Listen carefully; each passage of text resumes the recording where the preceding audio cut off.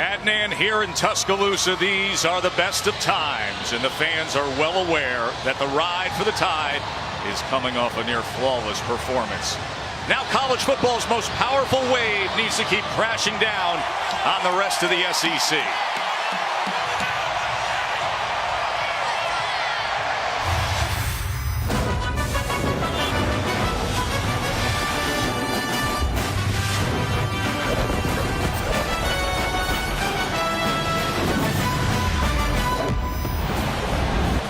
From here in T-Town, it's ESPN College Football Primetime presented by Geico. We got Houndstooth meeting up with Hotty Toddy, #1 team in the country, steamrolling their way through the first month of the season. 4-0 Alabama against Ole Miss, as Ole Miss will receive. Alabama won the toss and deferred. Jalen Jones on the return for the Rebels, and he is met with excellent coverage just beyond the 10-yard line. And that was Minkah Fitzpatrick, the All-American defensive back, on kickoff coverage, making the tackle. And there is Shea Patterson, his first year as the full-time starter. Of course, he came in and grabbed a lot of attention last year. Todd, #1 in the SEC in quarterback rating and passing yardage. He's a fun guy to watch. He has tremendous arm talent, and he's what I would describe as an off-schedule playmaker. He does a lot of things when he extends plays with his eyes downfield and throws on the run. A very dynamic, instinctive quarterback. And Wilkins trying to get free and works his way back to the line of scrimmage. The impact players, they've got some great receivers, does Ole Miss. DeMarcus Lodge been very productive. A.J. Brown is back from an injury, had to leave the game at Cal. They need him healthy. Deron Payne, the big man in the middle for Alabama, and Minkah Fitzpatrick, one of the most versatile players in all of college football in the middle of that defensive backfield.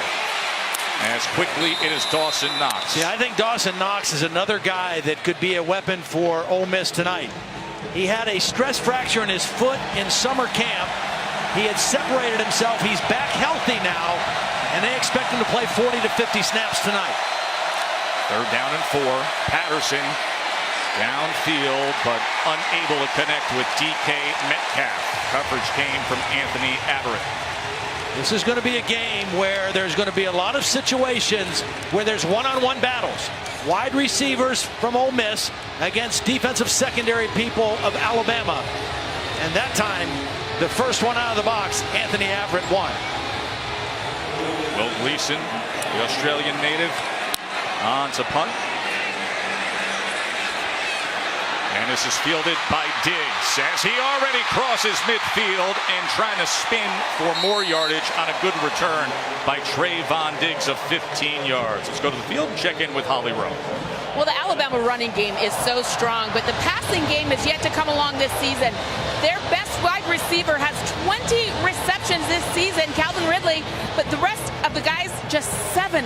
Bo Scarborough, the next highest, was just 7 as a running back. We asked their offensive coordinator, Brian Dable, is he concerned about that? He said, no, the ball is going where it needs to go in this offense. They think that they have got him moving different positions, making him very difficult to defend. We'll see what Ole Miss does with him tonight.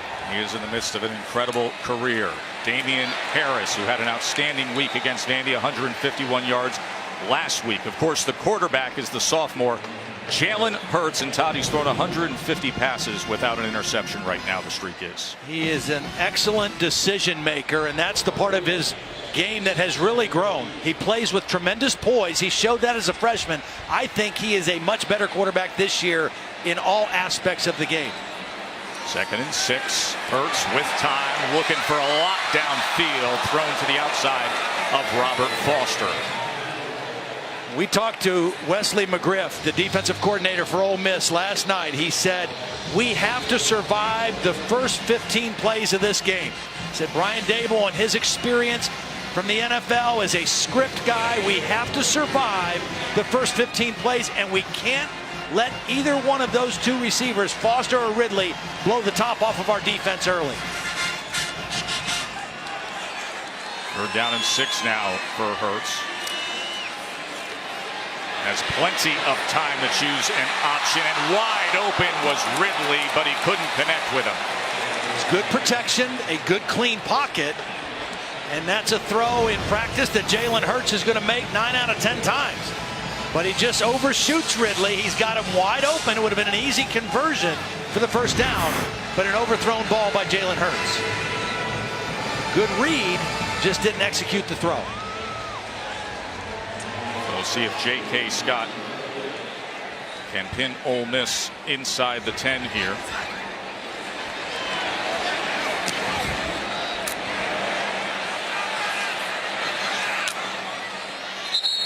As Hartsfield makes the fair catch. Both defenses doing their job early on here in Tuscaloosa.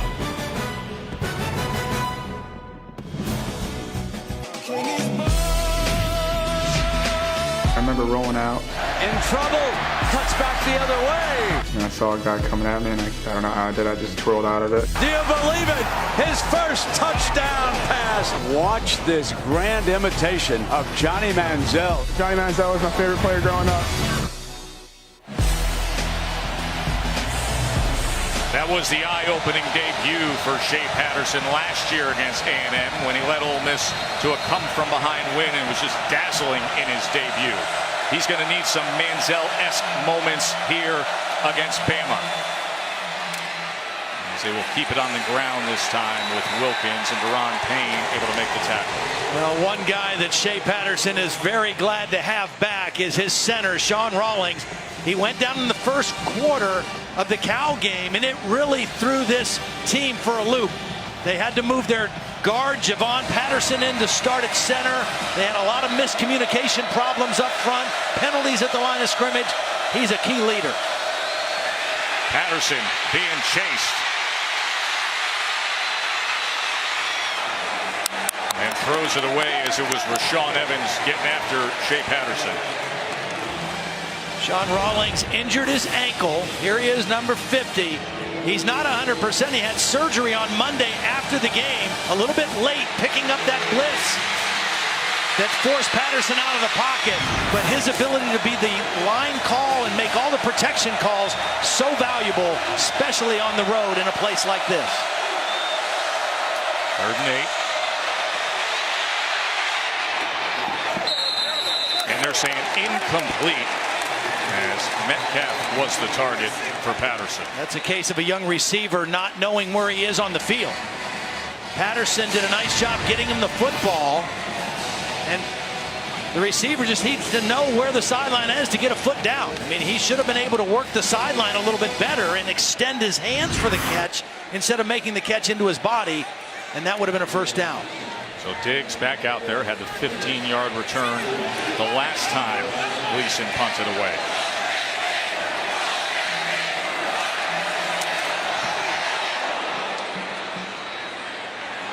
Alabama went after that punt. That's why the fair catch at midfield. 36-yard punt, good field position for Jalen Hurts and the Tide when we return.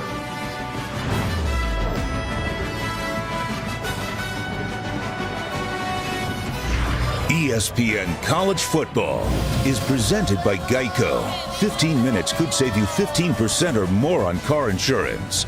And in part by Buick, proud partner of the NCAA. Some great feasts throughout Tuscaloosa all afternoon into the early evening.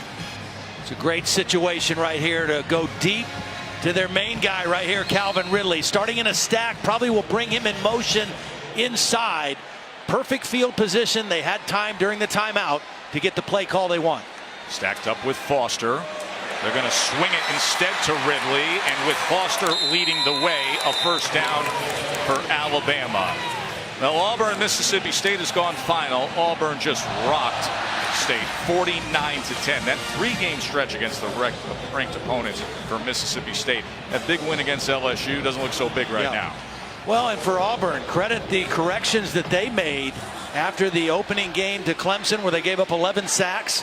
Their offense has been so much more productive since then. Here's Harris as he lowers his head to the 35-yard line. This Alabama running game, again, last week they were devastating, ran for almost 600 yards. But they their quarterback is their leading rusher. He averages 8 yards a carry. Damian Harris averages 8.1 yards per carry. Bo Scarborough up there as well. He's had the most carries of anybody. But they can attack you in so many ways, and their offensive line playing very cohesive right now as a unit. 2nd and 6. Jalen Hurts trying to get free, unable to do so. It'll be a loss of 1. Zedrick Woods and Shepard on the tackle. And those are the kinds of plays that this Ole Miss defense needs to make. That was an RPO. He was reading down the field. Wesley McGriff very conscious of what Jalen Hurts does. That's Brian Dable, the new offensive coordinator at Alabama. 11 years as an assistant with the Patriots, 17 years in the NFL before coming to Tuscaloosa here this year. 3rd down and 6 now. Hurts. He's going to tuck, so capable in doing this, and easily gets the 1st down and more. Inside the 10, and you get a glimpse of why some think he's the best runner on the team overall. Now this is what makes him so difficult to defend. You cover the receivers, but you better rush with discipline or have a spy. There's nobody spying on the quarterback. And Jalen Hurts reads that and takes off. Now, I think the defensive end, Marquis Haynes, was responsible for spying on the quarterback, but he got tied up by the center, Bradley Bozeman. And Jalen Hurts made him pay for it. 1st and goal. Play action to the end zone. Should have been intercepted by Hartsfield. And see, if you are playing on the road against the #1 team in the country, that is a play you have to make. If he is going to make a mistake, and Jalen Hurts doesn't make many mistakes, this team has not turned the ball over yet this year, you have to make that interception. I mean, that is a play that they gift wrap for you, and you don't capitalize. And now they still have the ball inside your 10-yard line. A streak of 154 passes without throwing an interception for Hurts. 2nd and goal.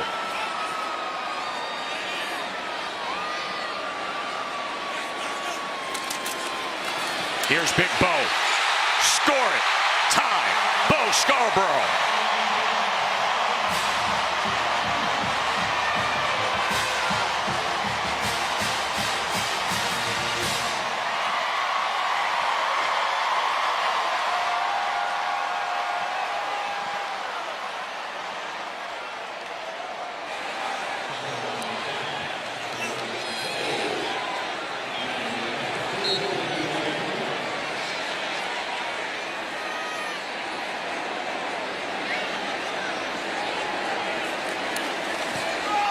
Former Ole Miss kicker who transferred to Alabama. Papanastis hits the extra point. Missed opportunity for the Ole Miss defense. Should have had a pick.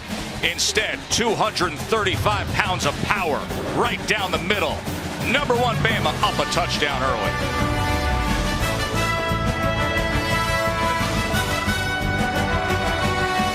Hardest working players brought to you by Duluth. Here's some hard work from the O-line. Well, the right side, watch the blocks by Lester Cotton and Matt Womack.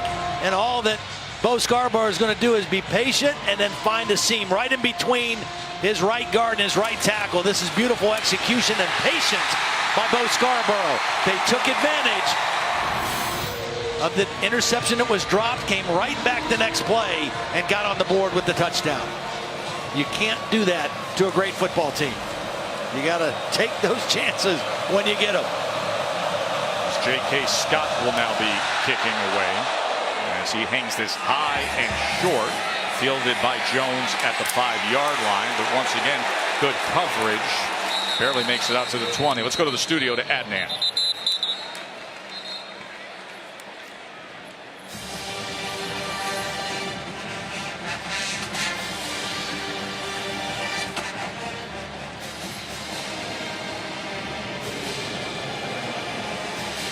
Is a question offside. Number 2 kicking team. 5-yard penalty will be added to the end of the return. 1st down. I'll let John McDavid clean up the penalty there on that kickoff, but many are asking that question concerning LSU, Todd.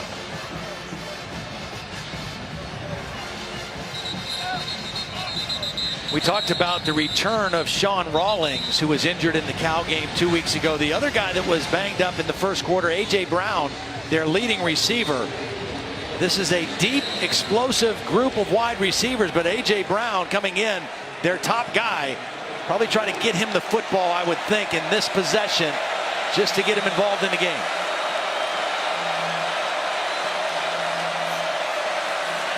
Patterson's going to run it straight ahead. He's got a little wiggle to himself. Plan for success is brought in. Late flag comes in. Alex Givens, I mean, just an extra hit after the quarterback had slid. There was going to be no contact on the quarterback because Shea Patterson had gone down. There's no foul for a late hit. The defender was pushed by his opponent onto the runner. There you go. Second down.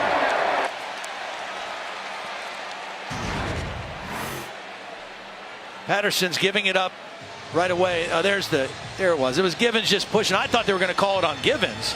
I'm glad there was no call. Good decision by Shea Patterson to run. So 6-yard run by Patterson.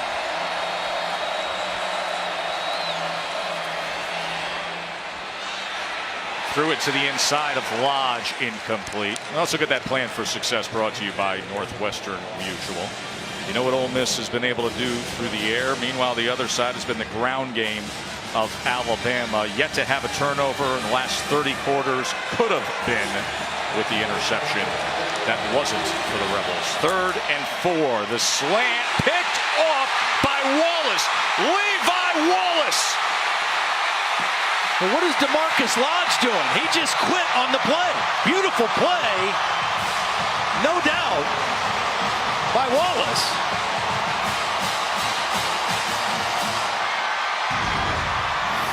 I mean, you've got to win one-on-one battles. That's what this game comes down to. DeMarcus Lodge just quits on the play.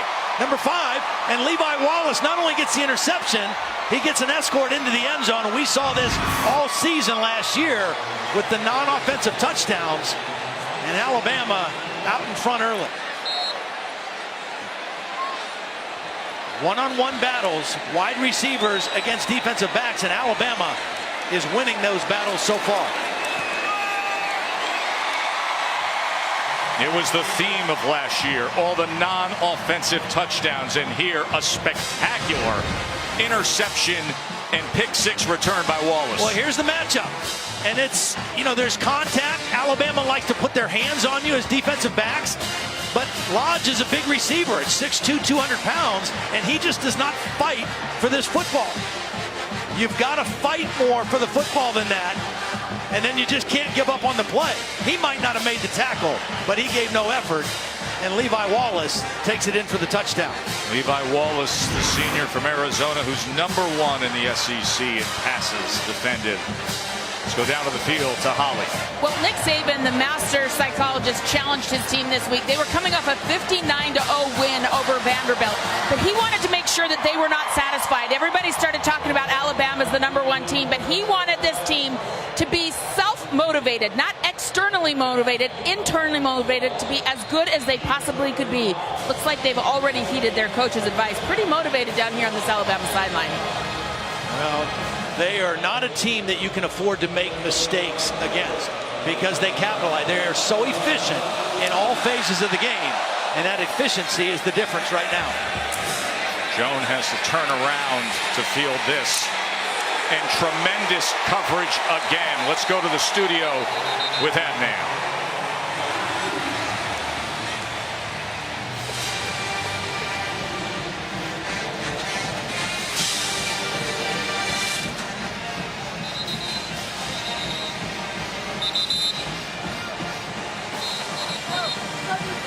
Dixon's second touchdown of the night. Well, get those guys in open space. They are so dangerous. Joe, we talked about the efficiency of this Alabama football team on offense, on defense, and in special teams. What we've seen, their coverage units, they recruit all these 4- and 5-star guys. Right now, those young guys, the only way they get on the field is on special teams, and that's where they're shining right now. Now Wilkins with a lot of open space, up and over with the hurdle. Jordan Wilkins has been banged up early in the season. The healthiest he's been all year, and he looks healthy on this play. And Ole Miss needs more plays like that out of their running game. On the seam now, complete to Metcalf. And quickly out to midfield for Ole Miss. A big RPO team. When they fake the run, their wide receivers are not running bubble screens. They're running vertical routes down the field. Wilkins again with a good gainer. Basically, if Alabama keeps two safeties deep, Ole Miss wants to try to run the football. That's Matt Luke, the interim head coach. Was a starting center for 3 years at Ole Miss. Has been a part of the program for most all of his coaching career. He was elevated to the interim head coach on July 20th when Hugh Freeze resigned abruptly. 2nd and 5 now. Patterson, a lot of time downfield, man open but overthrows Lodge. Had him. Shea Patterson knows he had him. You get those opportunities again, you need to capitalize. DeMarcus Lodge, nice job getting separation this time from Levi Wallace, and the ball just overthrown. And Shea Patterson knows you don't know how many of those chances you get to get a big play. 3rd and 5.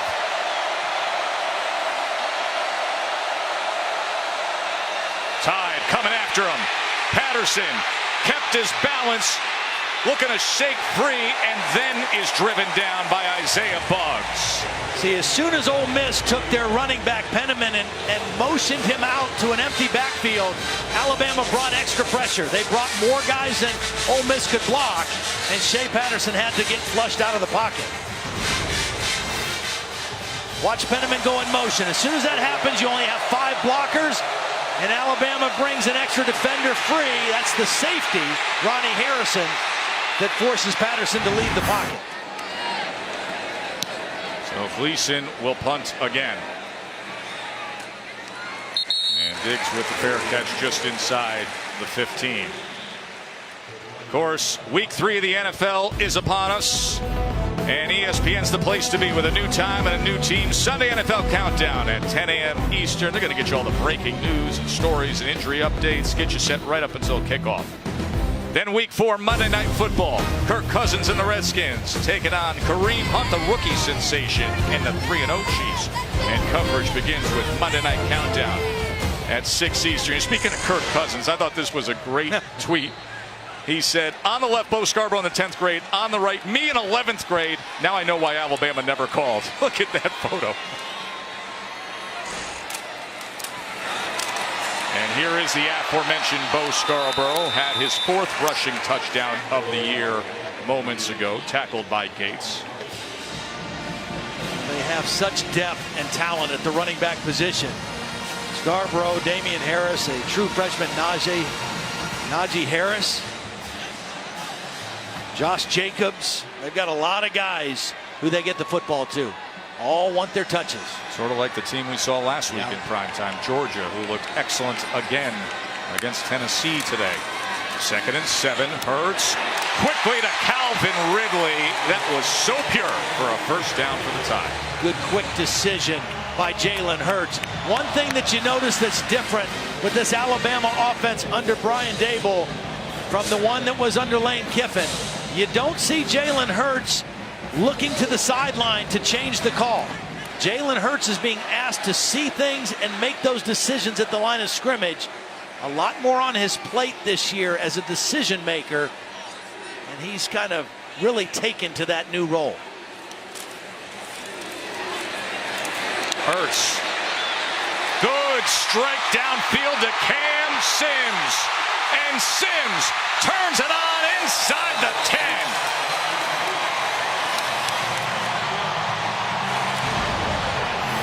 They tried to go to Foster deep earlier in the game and missed. Now they go to the slot receiver, Cam Sims, the big receiver. A missed tackle opportunity, and the big receiver makes him pay for it inside the 10-yard line again.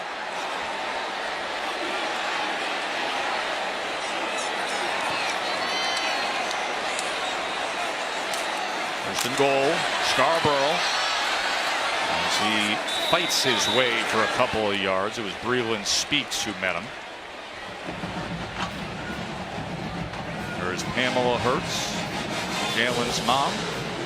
Comes from a great family. Has seen much athletic success. His brother was a quarterback at Texas Southern and is now a youth football coach back home outside of Houston, Texas. Unfortunately, his family's home was unaffected by the hurricane. 2nd and goal. Hurts to the end zone. Touchdown, Hale Henches.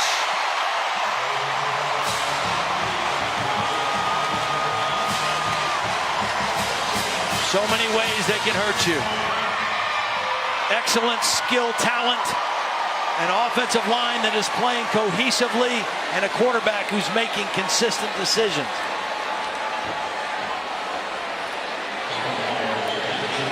Ole Miss was thinking Ridley all the way there when they saw pass was coming, and they let the tight end Henches get behind him to the back of the end zone.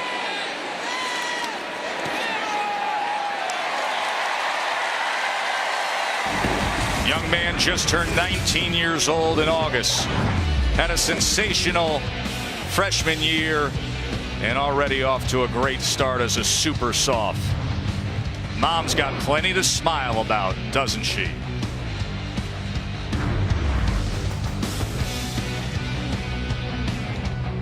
Well, Jalen Hurts making decisions. Right now he's reading DeMarcus Gates, the middle linebacker. Watch Gates get his eyes on Bo Scarborough on the play fake. And as soon as he stepped up, Henches ran right behind him.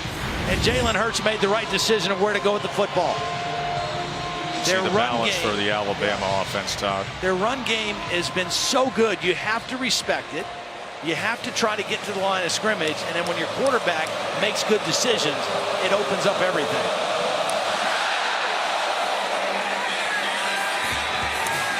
This will go for a touchback. Let's check in with that man.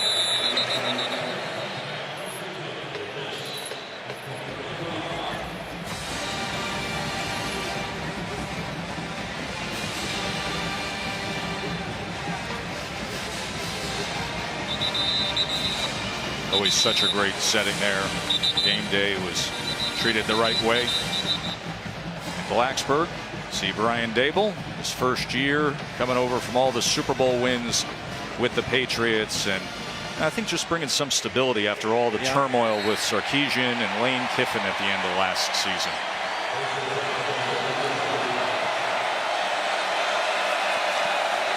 Patterson quickly gets it to Metcalf on the outside, and he shakes free all the way out towards midfield, finally tracked down by Minkah Fitzpatrick. A missed tackle by Averett on the sideline there.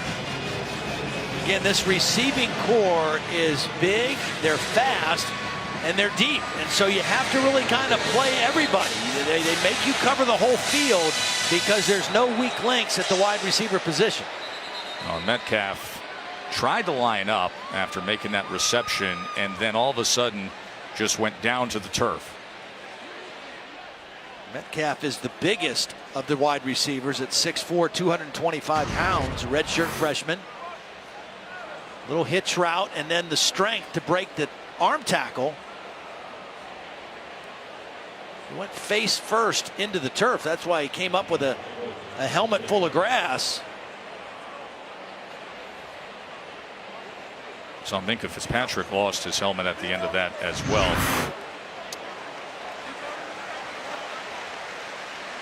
Yeah, he's got a pretty big divot right in the side of that powder blue helmet.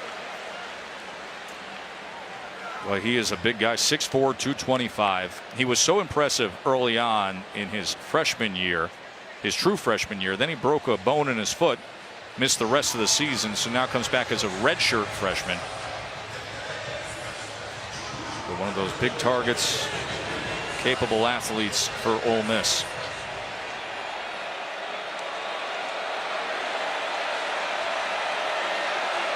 First down at midfield.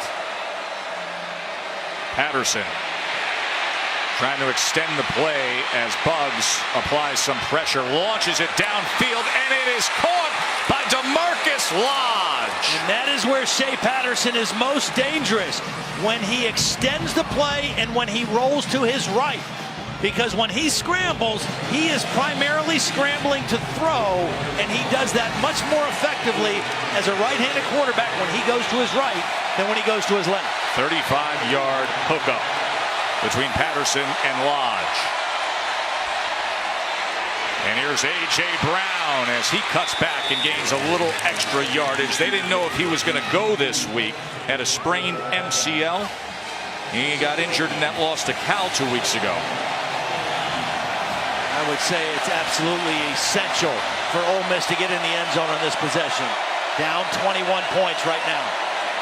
Patterson on the slant, batted away that time by Levi Wallace, who had the pick 6 on a similar route moments ago. And a flag is down. We'll check on that. Penalties have been a problem for Ole Miss this year. I think this one's going to go against Alabama. Illegal motion. Number 12 offense. Moving towards the line of scrimmage prior to the snap. 5-yard penalty. Second down. This team had 16 penalties for 113 yards in their last game on the road at Cal, and many of them were like that, before the snap penalties. You know, Matt Luke, the interim coach, says, hey, we didn't handle the crowd noise at Cal. Well, crowd noise at Cal. Yeah. We got 102,000 here at Blackledge. How many did they have? They had 37,000 at the game at Cal. A little different here in T-Town handling crowd noise. 2nd and 9.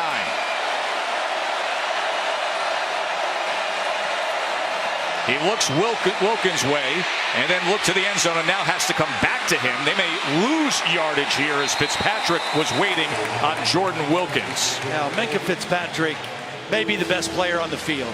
He is such a versatile defender. He can play all 6 positions in the secondary, and whichever position they put him at, he's the best they've got. He plays a little bit of everything. There's Shea Patterson's parents. A very, very critical 3rd down play here for the Rebels. 3rd and 14.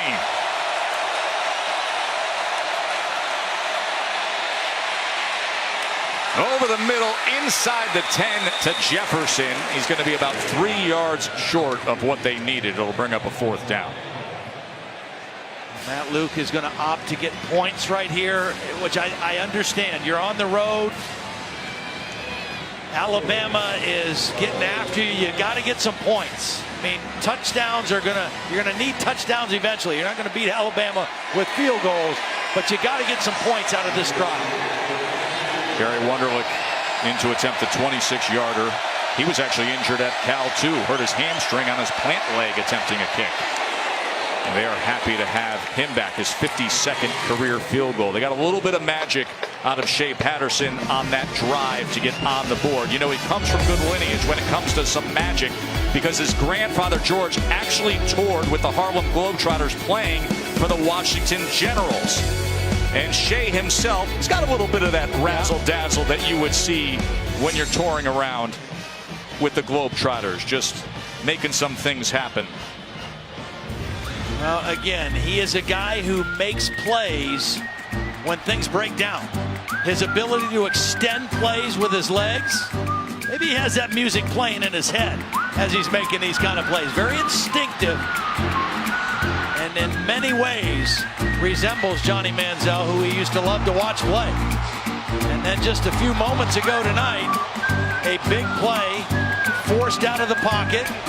Again, rolling to his right, eluding pressure, eyes downfield, and the long throw on the run to DeMarcus Lodge. So his grandfather George played in the NBA for the Pistons, but he wore that number 20 with the Washington Generals when he was touring against the Globetrotters, and that's why Shea wears number 20 as a quarterback. Holly? Well, you guys talked about a little razzle-dazzle. Well, Shea Patterson has said that Johnny Manziel was his favorite player growing up, and they actually brought some old tapes out of Johnny Manziel this week for film study. The 2 games against Alabama that gave this Alabama defense such a difficult time when Texas A&M played them with Johnny Manziel. They put those tapes on for Shea Patterson, give him a little inspiration on how a mobile quarterback can extend plays, a little razzle-dazzle can extend plays, and it did, ending up in points on that last drive. And Phil Longo, the offensive coordinator, says we want him to be intelligently aggressive. There's that fine line between that and reckless, but they need a little bit of that magic tonight. Did get on the board, though, with the field goal from Wunderlich. Damian Harris, nice cutback. And a good gain out to the 31-yard line. Damian Harris last year led the team with 1,037 yards rushing. Had a career high in the big win at Vanderbilt a week ago, 151 yards on only 12 carries. He's been very productive and efficient to start this year. How about 3 touchdowns on only 12 carries last week, too? Here's the quick swing to Ridley. Turns the quarter for another tied first down. Really nice block out there by Devonta Smith, the freshman wide receiver, number 6. You throw those kind of quick throws to your wideouts, you got to have the other guys blocking downfield. Nice job by Smith on that play.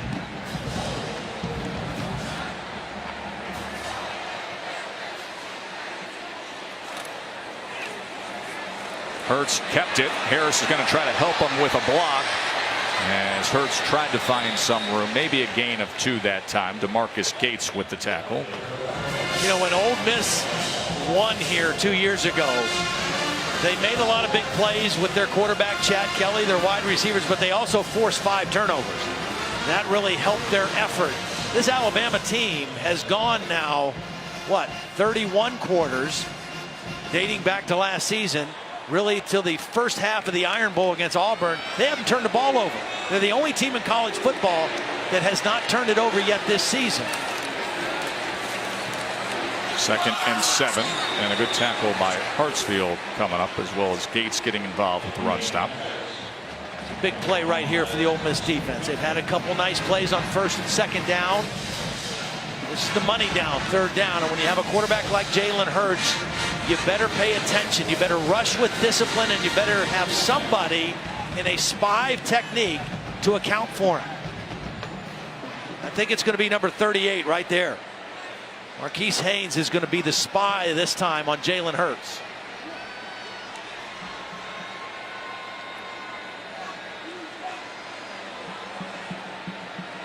Showing some pressure right up the middle. 3rd down and 7. Hurts downfield and gets it complete to the freshman Jerry Jeudy.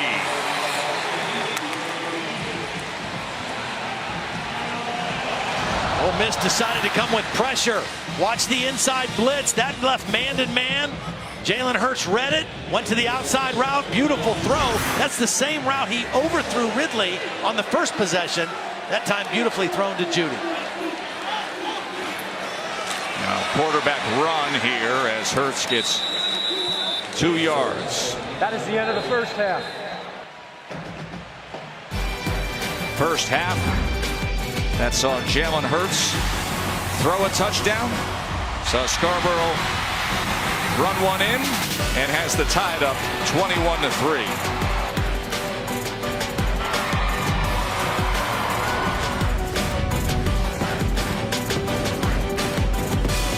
Glad you're with us watching the SEC on ESPN. Alongside Todd Blackledge and Holly Rowe, I'm Joe Tessitore with you. Start of the 2nd quarter here in Tuscaloosa. Alabama up 21-3. Number 1 team in the country with the ball on the Ole Miss 29-yard line.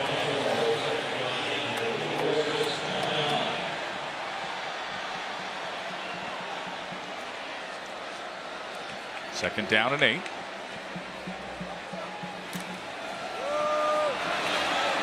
Scarborough gets about 1.5 yards. Todd, I marvel at how consistent Alabama is through all the years we've been covering them. 68 straight wins against unranked opponents, 18 straight SEC wins. Yeah.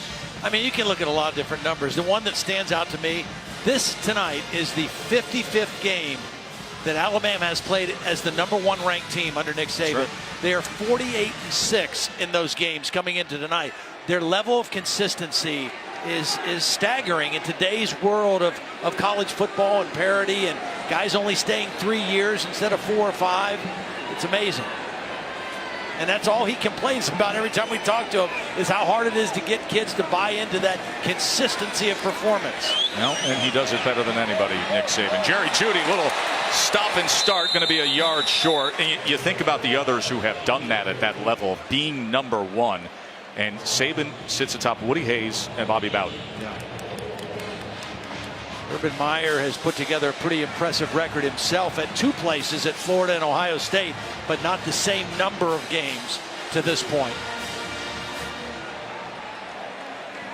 They recruit, they develop, and they challenge guys every day to get better. Now, offense is on the field here on 4th and very short with Scarborough and Robinson in the backfield with Jalen Hurts, a very good runner himself. Here's 4th down. Scarborough pushes ahead with ease to move the chains. Well, they started out by showing an unbalanced line with the right tackle. They shifted him back over. They kind of overloaded the right side. They pulled Pierce Baker, the left guard, to lead the play and got the first down easily. It all starts up front for Alabama. You can talk about Jalen Hurts. You can talk about the running backs. Calvin Ridley. We've seen a couple other receivers make plays tonight. But this offensive line group, the better they get, the more devastating this offense is going to be. And fresh legs with Josh Jacobs. Play action. Hurts backs up to the 30. And another touchdown for the Tide. Josh Jacobs.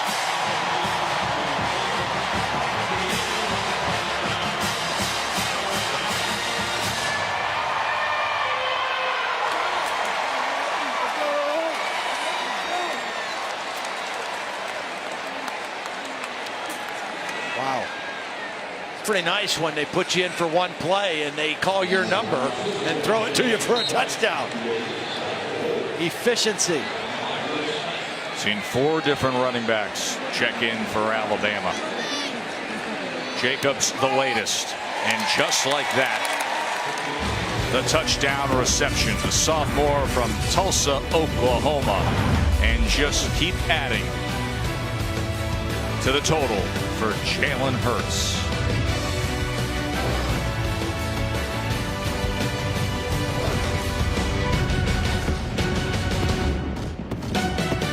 Alabama's last touchdown, a beautifully designed play. All the action is going to go this way. And the guy who gets put in conflict is the middle linebacker right there, Dietrich Bing-Dukes. Watch Jacobs just pause and delay a little bit at the line of scrimmage. Jalen Hurts knew he was going there with the football.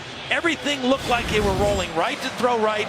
And the back, Josh Jacobs, played it beautifully. He paused at the line of scrimmage, caused Bing-Dukes to go for the fake, and then ran by him for the touchdown. What execution. And for Jalen Hurts, that's now 45 career touchdowns responsible for. 6 passing touchdowns of the season. I want to tell you something about that touchdown when we come back after this kickoff. We'll do that right after we check in with Adnan.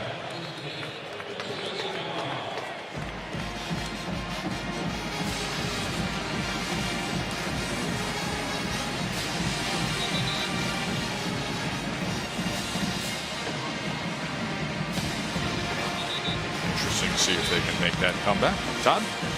All I was going to say is the patience that Josh Jacobs showed on that play. Here's a guy who's been sitting on the bench waiting for his chance to come in and touch the ball. They call his play. They put him in. You would think he'd be anxious to get into that route, but he had to sell it at the line of scrimmage. I am so impressed with the patience he showed on that play to make it work. That's a great point. Paid off with the touchdown reception. And now Patterson out across to the 32-yard line, brought down by Hamilton. I really thought that quarterback runs by design like that one would have to be a big part of the package tonight for Shea Patterson and Ole Miss, because they have not been able to run traditionally very well against anybody this year. Quarterback runs are a way to steal some yards against this Alabama defense. Pressure came in from Fitzpatrick because it was incomplete. He was looking for Lodge, and a flag is down as Patterson went down. We talked about the versatility of Minkah Fitzpatrick. He covers man-to-man. He plays deep safety. He also blitzes off the edge like he did that time. Patterson still able to make a pretty accurate throw under duress. Pass interference. 39 defense. Penalty results in an automatic first down. He's tagged on Levi Wallace.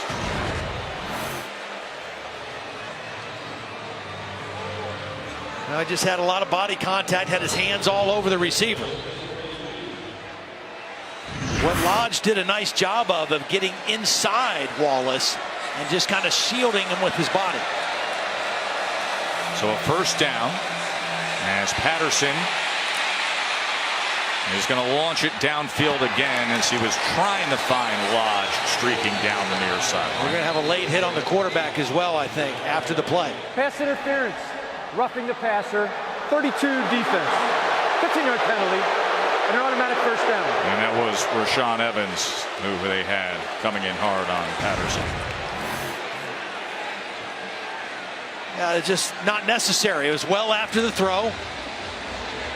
It wasn't a malicious hit, but it was an unnecessary hit on the quarterback. Quarterback's in a defenseless position as he throws it. It's kind of an easy call to make. Well, that moves it past midfield for Ole Miss. Penniman, as he runs the ball inside the 40-yard line, tackled by Payne. To run it just enough to keep Alabama's defense honest, whether it's a running back running or the quarterback running. You can't just go back and throw it every down, and Phil Longo knows that. Got to try to keep them a little bit off balance. 5th-ranked run defense in the country is Bama. 2nd and 6.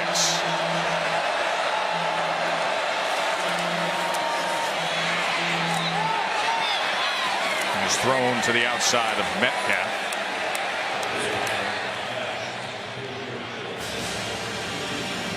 Alabama comes in with their dime package now. They are very personnel conscious. They're going to try to match your personnel. When they get you to 3rd and 6 or more, they're going to go with the dime. As Jeremy Pruitt, the defensive coordinator, expects some kind of pressure as well with the 6th defensive back package in the game. Ole Miss is 0 for 5 on 3rd downs. 3rd and 6.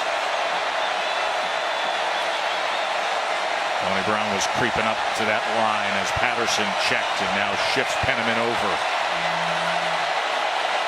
A lot of movement trying to confuse the offensive line, the protection, and Shea Patterson has to call timeout.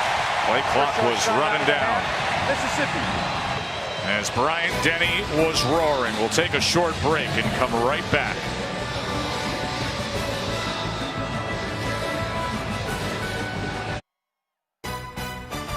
ESPN College Football, brought to you by Pennzoil Synthetics. Make the switch to Pennzoil Synthetics today.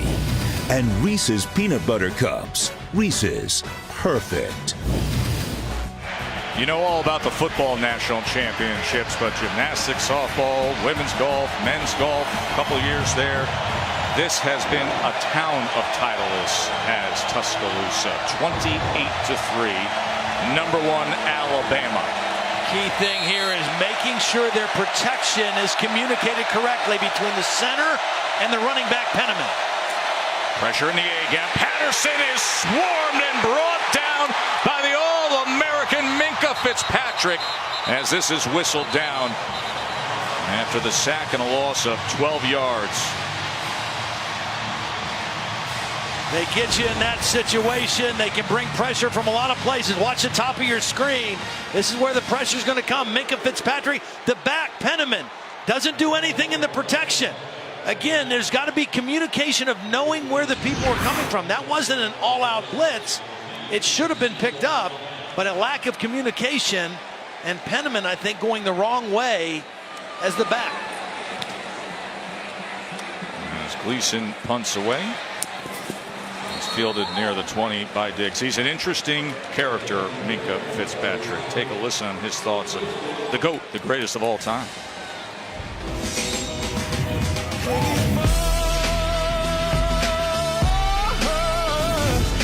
Muhammad Ali, I liked his character, and he used boxing as a platform to kind of help people out and show them that even though he started from nothing, that he could be something important in the world, and that's something that a lot of people need.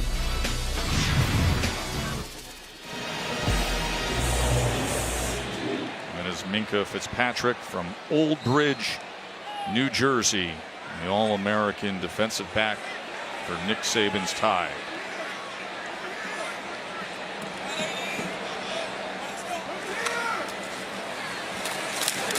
Damian Harris with a gain of 3. You know, I saw Minkah Fitzpatrick on the field before the game, well before the game, doing something I've not seen. He had Tony Brown, one of their extra defensive backs, out there, and he was basically putting him through a one-on-one workout on coverage, and he was running the routes, and he was running them full speed. And he and Tony Brown were both drenched in sweat by the time they finished. And it wasn't just 2 or 3 routes. It was like 10 or 12 routes, and he was coaching them up every single rep. That is a real leader on this football team. Harris again, you know, Minkah, great respect for Ali and the social justice role he played. This is the 50th anniversary of SEC integration. We're celebrating Nate Northington, but it was John Mitchell in '71, first African-American to play football for the Crimson Tide. Went on to become an assistant coach for the Tide, played a big role in helping recruit Ozzie Newsome on a day where we have taken great time to discuss that topic, the 50th anniversary of Nate Northington taking the field for Kentucky against Ole Miss. Here's Hurts on 3rd and 3 as he hits the accelerator. Holly? Well, Joe, you spoke of that history that was made against Ole Miss when the SEC was integrated. And Ole Miss has really embraced the role that they played in that, welcoming Nate Northington back to campus. They have had him come back several different times and speak on campus. They've honored him at football games. And they do have a Nate Northington award that they give out yearly at Ole Miss. So I just love that the opposing school also embraced that historical moment. That is a great footnote on a story that's been well celebrated throughout the day, Holly. Here's Foster now, coming all the way around, swinging and getting loose into open space. Robert Foster. You know, one of the things Brian Dable has added to this offense is the threat of the jet sweep. A lot of times it's just there as eye candy just to get the linebackers' eyes off of different things. That time they faked the sweep, faked the inside run, and then threw the swing pass out to Foster for a nice gain on the play. Longtime NFL assistant and offensive coordinator Brian Dable, now his first year as the play caller here for Coach Saban.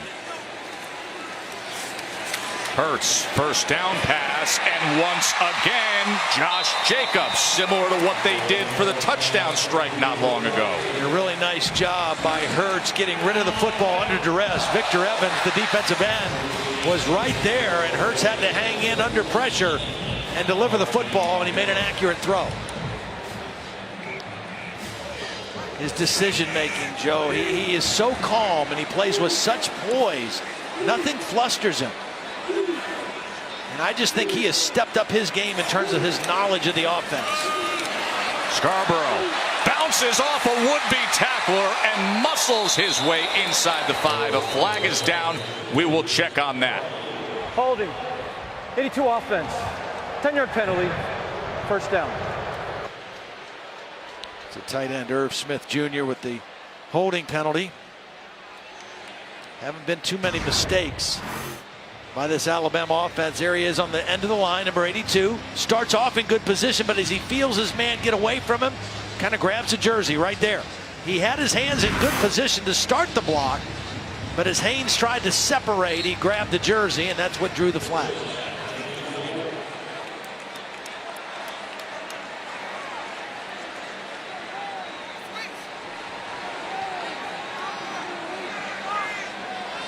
So brings it back to the 24-yard line. First and 20 after the penalty.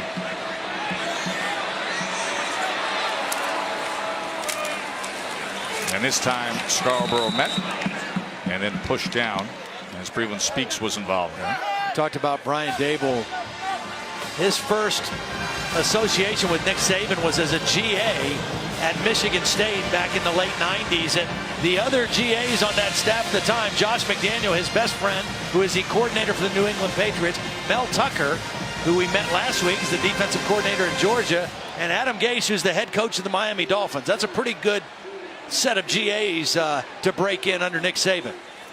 2nd and 19. See what Dable comes up with here as he was looking to set up the screen with Scarborough. Listen, when your resume has Saban Foundation and then the rings with Belichick, you've had a pretty good career.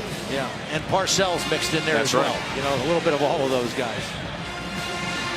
Dable was with the Browns, the Dolphins, the Chiefs. Of course, the Super Bowl wins with the Patriots.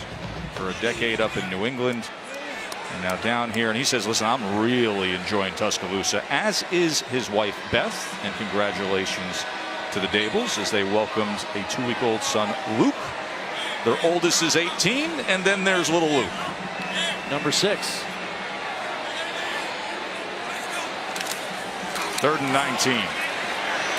Hurts extending the play.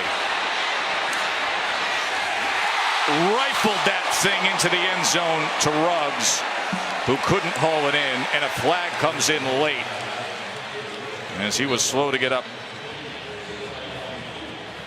Hurts did a beautiful job of keeping his eyes downfield as he scrambled. As good of a runner as he is, the team's leading rusher coming into the ball game, he knew they needed long yardage after the penalty, and he stayed in there to throw it and made a beautiful throw. Targeting. 23 defense. Penalties half the distance to the goal line. Automatic first down. This play is now under video review. And it's Breon Dixon who they say targeted Henry Ruggs there. You see Hurts eluding the pressure.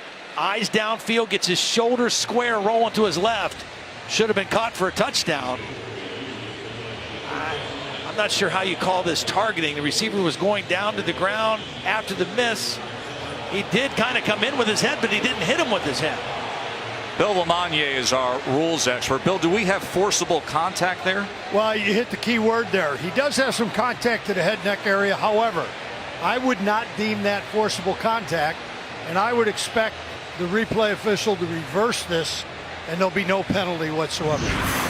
I mean, the formula is pretty simple, right, Bill? We say it all the time. You have to have one of the indicators, right? The launch, the crouching, the leading with the helmet or forearm or fist, the crown of the helmet, plus the forcible contact. I totally agree with you. It sounds simple. Out on the football field, right, as fast as these guys are moving, I don't blame the officials for erring on the side of safety. That's their number one thing. We've got to make this game safe. But at the same time, I would not put this in the classification. And by the way, if you're sitting at home and saying, hold on a second, that was his wrist and forearm that the defender came in with, well, that counts. If you're leading with the forearm, the fist, the hand, the elbow, it doesn't matter. It can be targeting, but you have to have the forcible contact. You got it. After review, there is no targeting on the play. Result of the play is an incomplete pass. 4th down. Nice job, Lamagnier. Yep.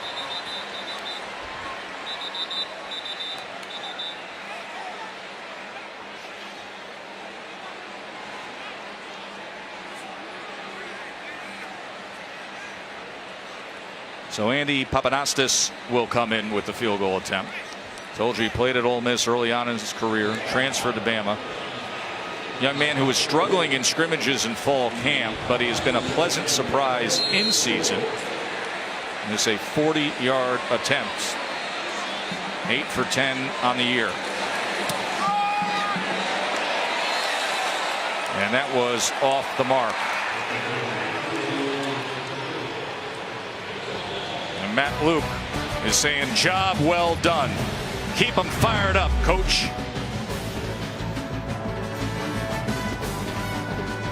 Bama up 28-3 here at home as we welcome you back to ESPN College Football Primetime presented by Geico. Taco Bell, proud partner of the College Football Playoff. This is the Taco Bell student section here at one of the game's great fortresses, Bryant-Denny Stadium.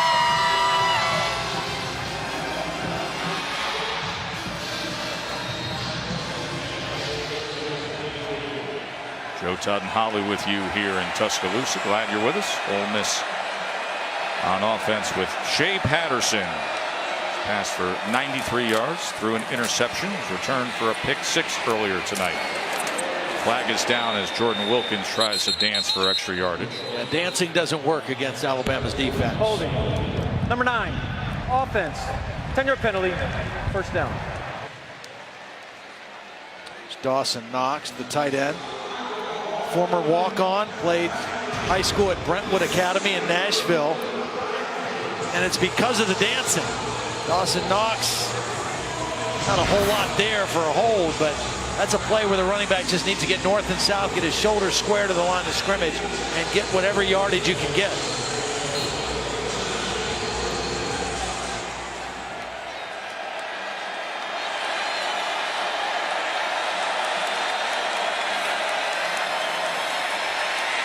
First and 20, and Patterson just trying to dive back towards the line of scrimmage. Big Raekwon Davis was closing him up.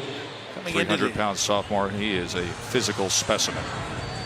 Coming into this game, Ole Miss averaging 427 yards a game passing and under 70 yards a game rushing. That's not the kind of balance that you want against an Alabama defense, especially when you're down on the scoreboard. Second and 22. Being chased again. Ball is loose. Ball is out, and there is a fight for it. And they're saying Ole Miss was able to recover. Looked like it was Anthony Jennings who forced the fumble, as Knox was able to recover it. Patterson a little loose with the football. When you start moving around the pocket like that, and you know the history of this Alabama defense last year, 15 non-offensive touchdowns and forcing turnovers.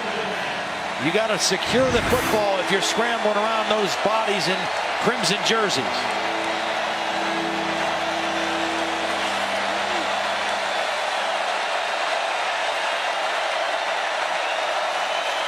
Third and 22. As they quickly get it to Wilkins, and he is met by Keith Holcomb.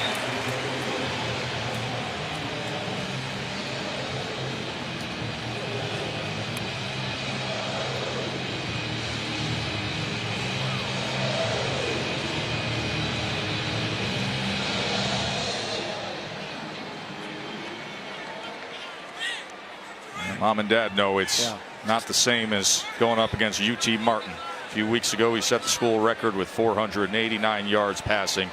This is a different beast on the road against number one.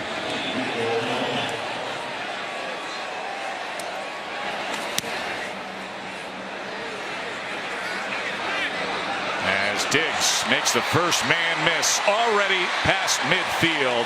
Ball is out. And it looks like it went right into the hands of another Alabama player, and it did, to the Tide's advantage. And they will have prime position again with just over 4 minutes until the half. I think it was Najee Harris, the highly touted freshman running back, who was able to come up with the football there. The Tide rolling early. This was the fumble at the end of that punt return. But the 5-star running back out there on special teams with the good hands.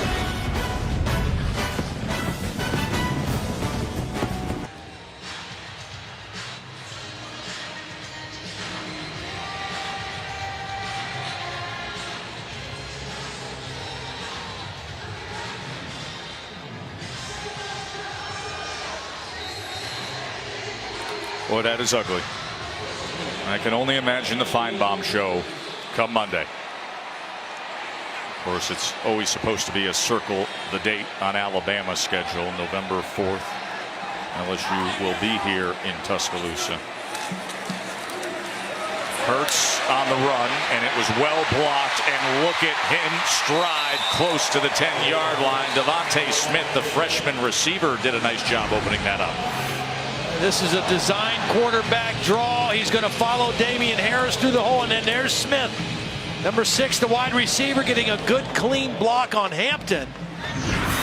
Just watching Jalen Hurts run the football with patience, with vision, setting up blocks. So difficult to defend. Here he is again, straight up the middle. And a touchdown for the Tide. 10-yard touchdown run for Jalen Hurts. We talked to Wesley McGriff last night about Jalen Hurts. He says you can't stop this kid. He saw him last year as a co-defensive coordinator at Auburn.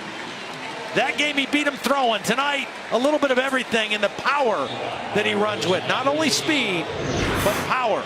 Tremendous lower body strength. The ability to break arm tackles, and in the red zone, when you have a quarterback who can run like that, it just gives you a whole different type of offense. And McGriff, the opposing defensive coordinator, made that comment. Said you can't defend him. You can hope to disrupt him. You can hope that he makes bad decisions. Yeah. We haven't seen any of that in this first half. He made one bad decision and he got away with it. That's right. Ball that could have been intercepted. Everything else, he's been beautiful. He knows when to run and when not to run.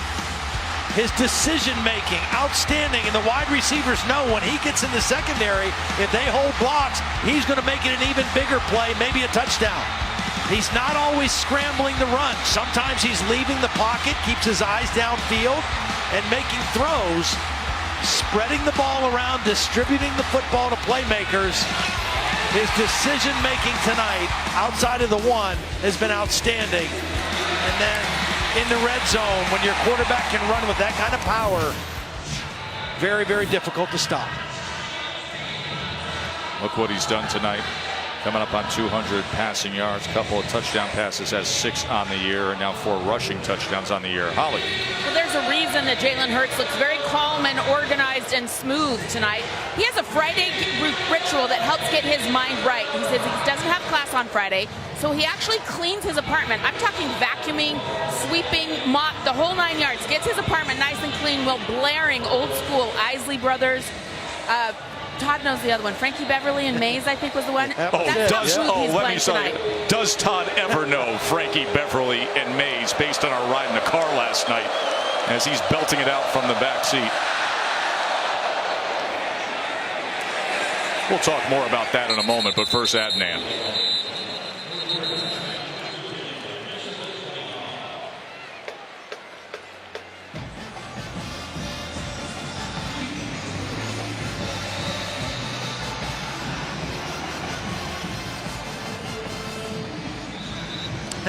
Yeah, Isley Brothers, a little Reverend Al Green.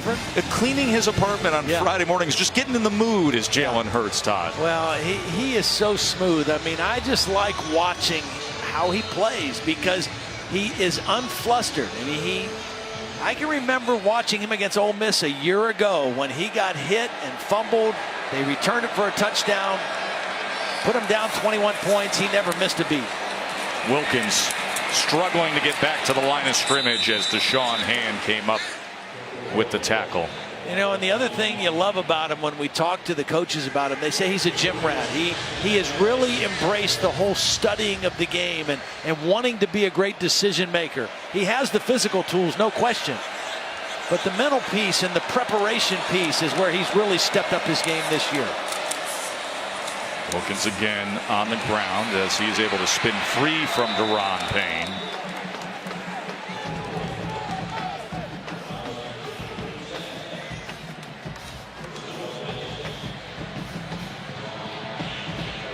Ole Miss came in #1 in the SEC in total offense. They're averaging 427 passing yards per game.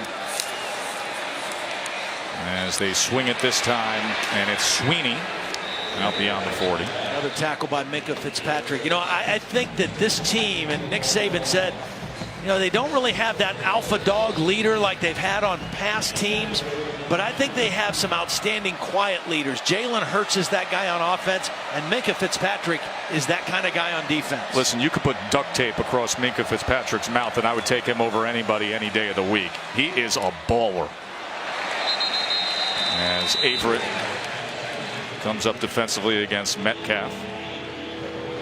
There is Minkah, the All-America. And by the way, what a great guy. Every time we come down here, do a game, talk to us a lot about being on the mission trip to Costa Rica with the FCA this summer, and his love of studying history. 3rd and 7 now.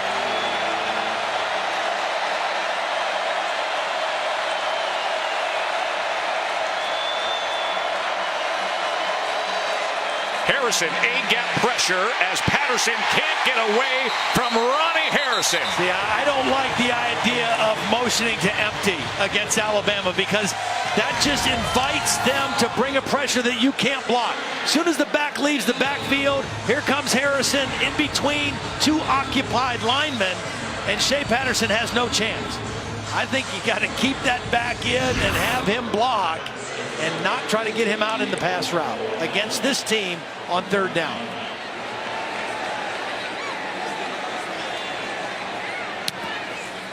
As Gleason punts again, Ruggs back this time on the return.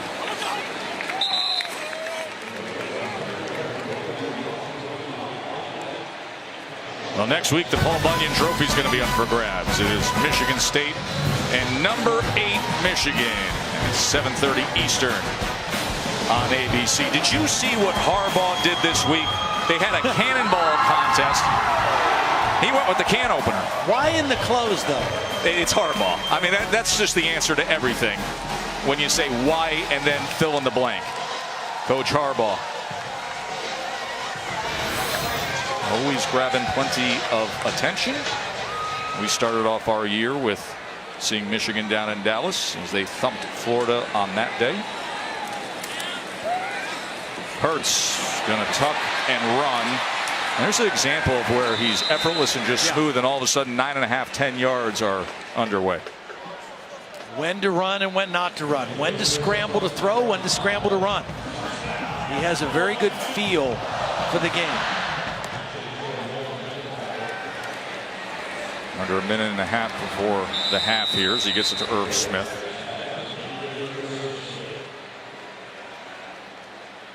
This is an opportunity now for Jalen Hurts to work their 2-minute offense.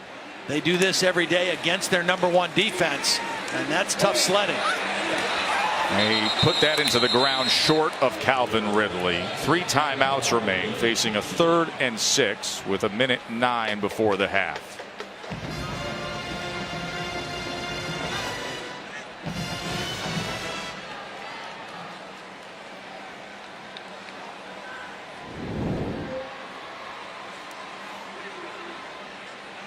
American League wildcard game will be coming to you Tuesday night at 8 o'clock. Look forward to that.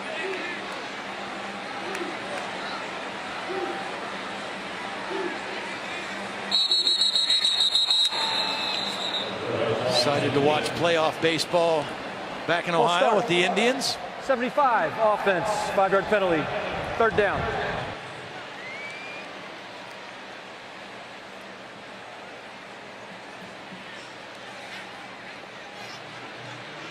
You know, it was interesting coming off that Vanderbilt game when it was as close to a flawless box score and performance as you could have. And you say, you can't maintain that. You can't look that good all the time. Right. They're pretty close here in this first half. Good. Todd. Yeah, they've been good. They're efficient. They're efficient in all 3 phases of the game. So after the penalty, a 3rd and 11 now for Hurts. And they go with Foster on an inside screen, and it was picked up very well that time by Woods. A really nice play by Woods. You have to be able to make tackles in space. Trayvon Diggs leaving the field on crutches. It's their primary punt return man. That's why Henry Ruggs was in the last punt return.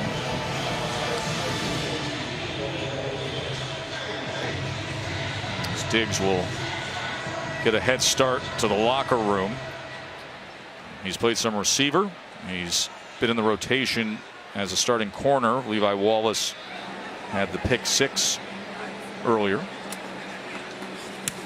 J.K. Scott to punt away. He hasn't had many opportunities to boom him this year. 14 ticks of the clock before halftime here.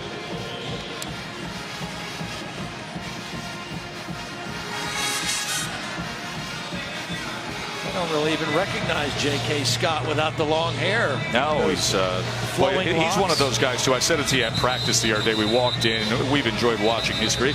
He's one of those guys you feel like he's played college football for about 10 years because he was so good as a true freshman. Remember that memorable Sugar Bowl that you called with Alabama in the college football playoff, and he had such a great freshman year, and he continues to down here in Tuscaloosa as a 6'6" senior from Denver, Colorado. He will be undoubtedly a pro prospect as a punter.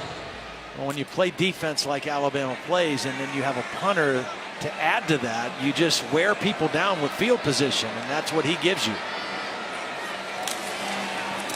And they will just run things here before the half with Sweeney. Alabama coaches are still coaching on that last play. Wanting their guys to try to rip that ball out. That is the end of the first half. Now I'm looking forward to seeing some of these highlights here with the guys in the studio, including the upset of LSU. So let's get it back to Adnan Vir. Gentlemen, take it away. Houndstooth meets Hottie Toddy. Here's Big Bo. Scoring. Time. Bo Scarborough. The slant picked off by Wallace. Levi Wallace. Hurts to the end zone. Touchdown, Hale Hedges. Play action. Hurts. And another touchdown for the Tide. Here he is again. Straight up the middle. And a touchdown for the Tide. As we welcome you back to ESPN College Football Prime Time, presented by Geico. 330 yards of total offense for the #1 team in the country. Alabama is up 35-3 against a team who beat them 2 of the last 3 years, and last year was up 21 against them. And it'll be Bama who will get the ball first here. Ruggs on the return. Joe and Todd with you. We'll check in on Holly with a moment. You look at some of the stats here, and they had the pick 6, but also the Alabama defense. They sacked Patterson 4 times. Yeah. Well, they've just been a dominant team, the same way they were a week ago. I mean, they've averaged 8.7 yards per play. They've held Ole Miss without a touchdown, and now make it 32 quarters that they've played without turning the football over. So, I mean, their efficiency in all 3 aspects of the game is pretty staggering. And Jalen Hurts had nearly 200 yards passing in that first half and 94 yards rushing as Damian Harris gashes them for a big chunk play. Look at Damian Harris to open up this second half.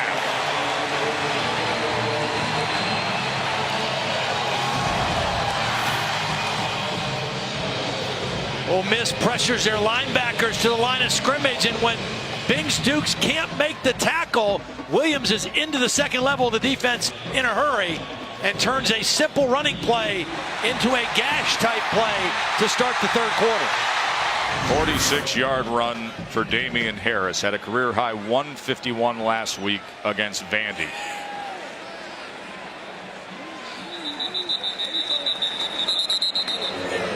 Some motion there. False start. 71, offense, 5-yard penalty, first down.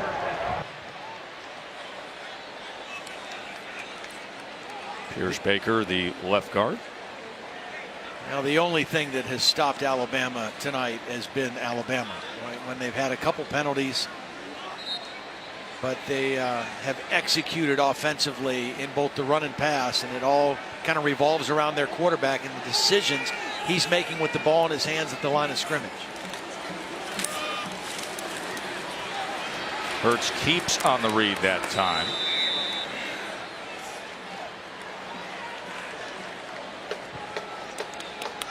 Kadir Shepard limping off the field there. Holly?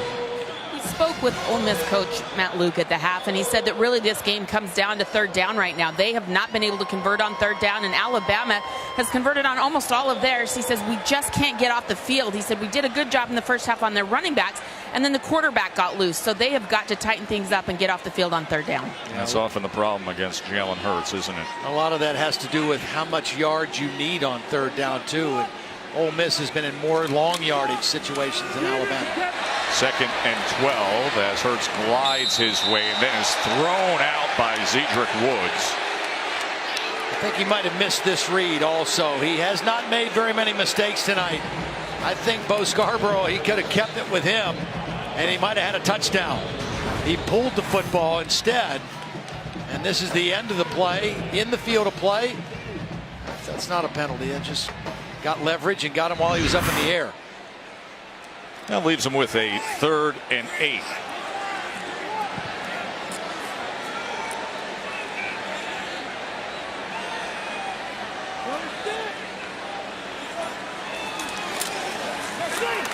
Hurts steps up and throws downfield to Robert Foster, as this will be incomplete. As he was out of bounds. Woods again was involved at the end of the play. Just couldn't get a foot down. Give credit to Woods for carrying him those extra 3 yards. Different in the NFL than it is in college football. You still got to get that foot down, even though there's a tackle at that point. J.K. Scott is the long place kicker for distance kicks, and this a 48-yarder. Starting punter. And let's see if he has it. Some funny action on it, but good enough. So that's the way they're doing it here in Tuscaloosa this year. Papanastis on the short stuff, J.K. Scott on the long stuff. 6'6", a lot of leverage, and able to get it right in.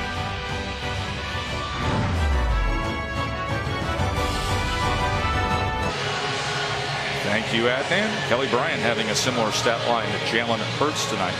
Passed for just under 200, running for 94 against that Virginia Tech defense. Clemson in complete control there, and Bama in complete control here. Jones struggling to field that ball on the kick return, and then tried to make the most of it out to the 16-yard line. Well, the interim head coach for Ole Miss is Matt Luke, and he has quite the family legacy in Oxford. His father, Tommy, played defensive back in the mid-'60s, was a good one. Matt himself was a center in the 90s. His brother, Tom, look at the feet on Tom Blackledge, played some quarterback and currently part of the athletic department. And Tom's son, Cale, a wide receiver and special teams player. You saw there coming up with a block punt earlier in his career. Off on the sidelines now. Ole Miss trailing by 35. As Deshaun Hand comes up with the sack. Deshaun Hand was coming for the quarterback the whole way. He was not worried about the fake. He was going for the quarterback. He was playing backside in case the quarterback ran. When he saw that he was going to pass, he went right for him. Just good sound discipline on the backside by Deshaun Hand. 5 sacks tonight for the Bama defense. Wilkins couldn't shake free of Isaiah Buggs.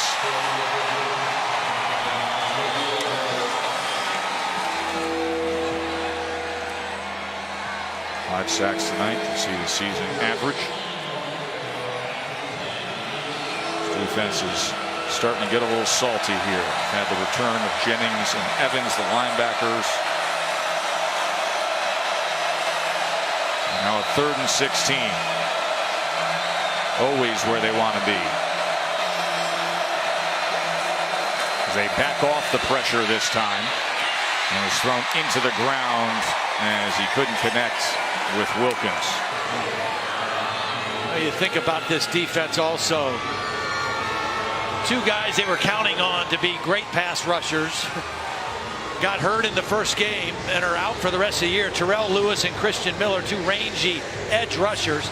And they had 3 guys drafted in the first round off of the defense from a year ago. And they just keep reloading.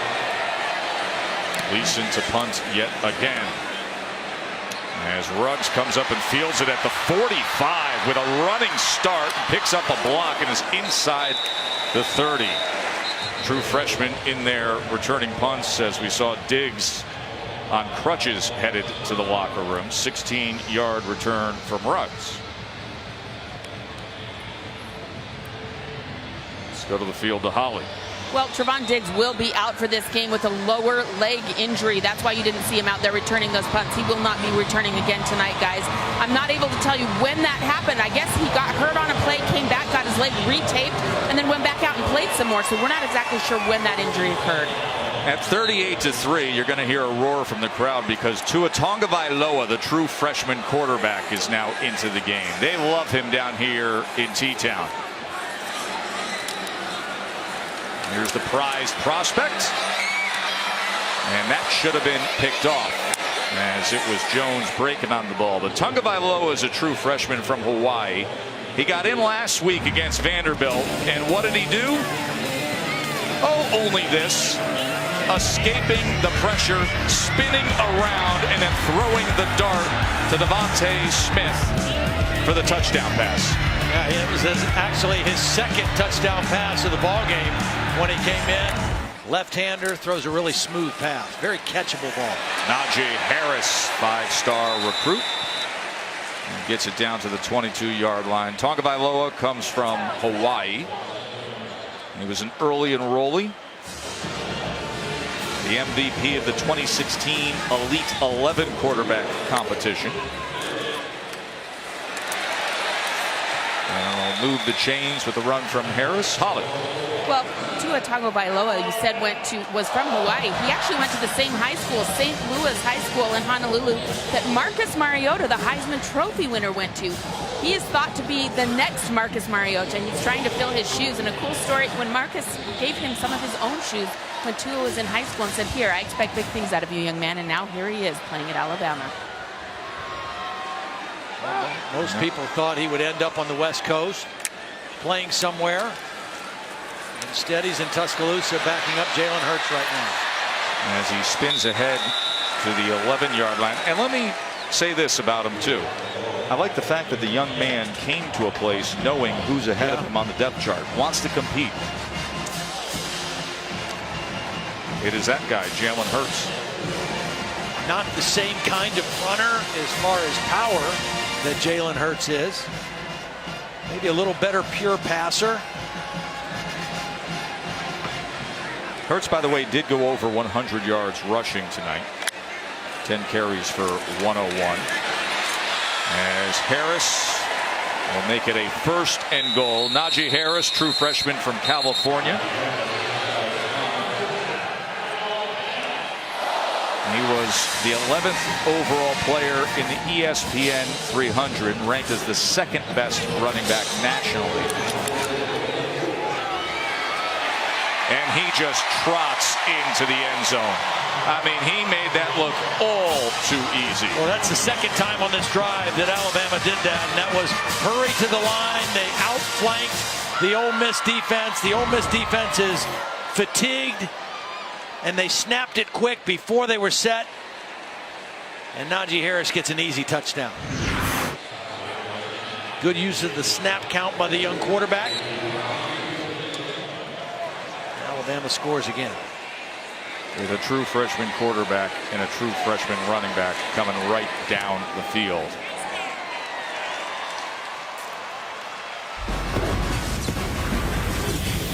There's a number 1 next to their name for a reason. They are talented and they are deep.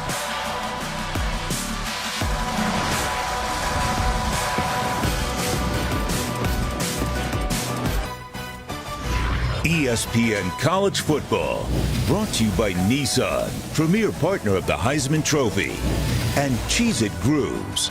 Dang right it's a chip. Listen, they got some incredible Q down there. That's Dreamland Barbecue, opened in the 50s. The first one you saw is Archibald's Barbecue. I love myself some Archibald's, but did you hear the local news the other day when we first got to town? Yeah, a little fire.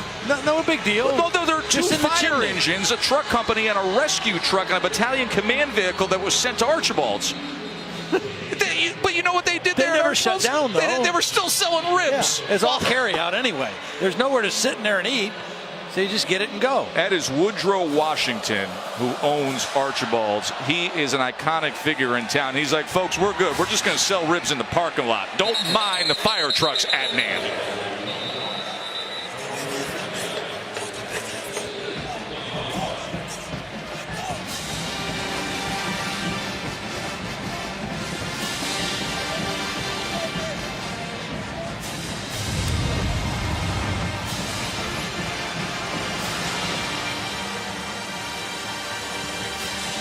No doubt about it.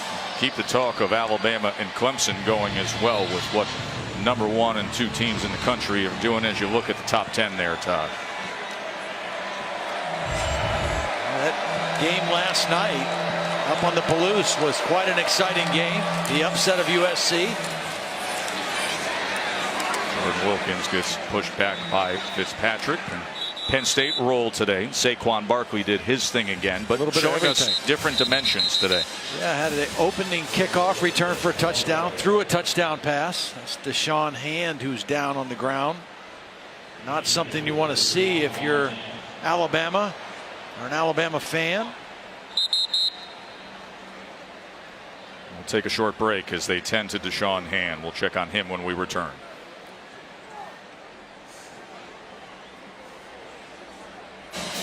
Alabama defensive end Deshaun Hand injured his left knee. The bad news for Alabama fans, he was not able to put any pressure on that knee as he was taken off the field into the medical tent. At 6'4", 290, it was all athletic trainer Jeff Allen could do with one of his assistants to get him off the field.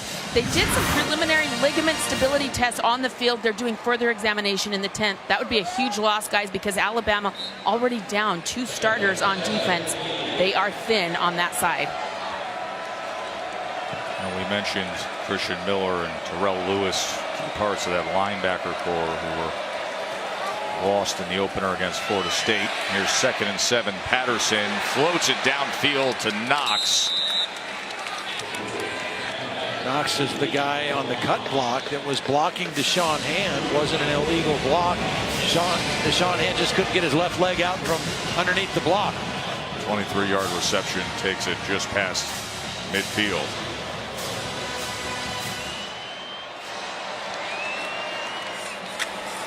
As Wilkins finds some running room and spins his way for a 14-yard gain on the right side of that line.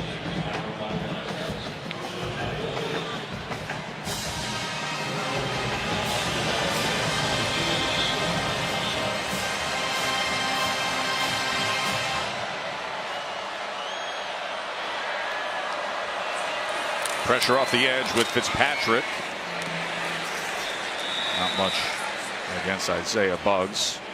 Ole Miss came in with all the gaudy stats offensively. Look at that right column ledger there of the reality of tonight, Todd. Well, this is A, it's their first SEC opponent, and B, it's Alabama. I mean, neither one of those add up. I mean, they played a couple FCS teams, they played Cal, and this is their first real defensive test, and Alabama's been dominant. Patterson with a lot of time and still looking to extend the play. It was South Alabama, UT Martin, then the loss at Cal when they blew a 9-point halftime lead. Big part of that was the loss of their center, Sean Rawlings, who was back in action tonight. When they lost him the second half against Cal, they were really discombobulated up front in their pass protections. Tonight, they just have kind of been manhandled by a superior Alabama team. A 3rd and 9, and they are 0 for 9 on 3rd downs against this Bama defense. The average yards they've needed is 9.4 yards. That's real tough sledding against this defense.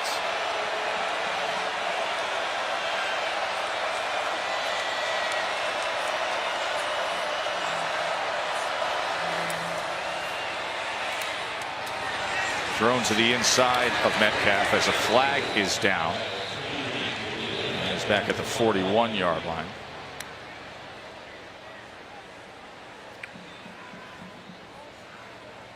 Result of the play is 4th down. We have a sideline warning, the first of the game, Alabama.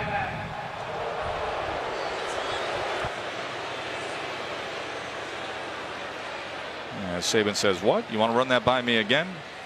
Bill Lamagna, that is a point of emphasis this year, is it not? Well, the sideline warning has been there for a number of years, but what they're asking the officials to do is keep that sideline clear. If you're out there, you don't belong there, we need to move you back. 4th and 5.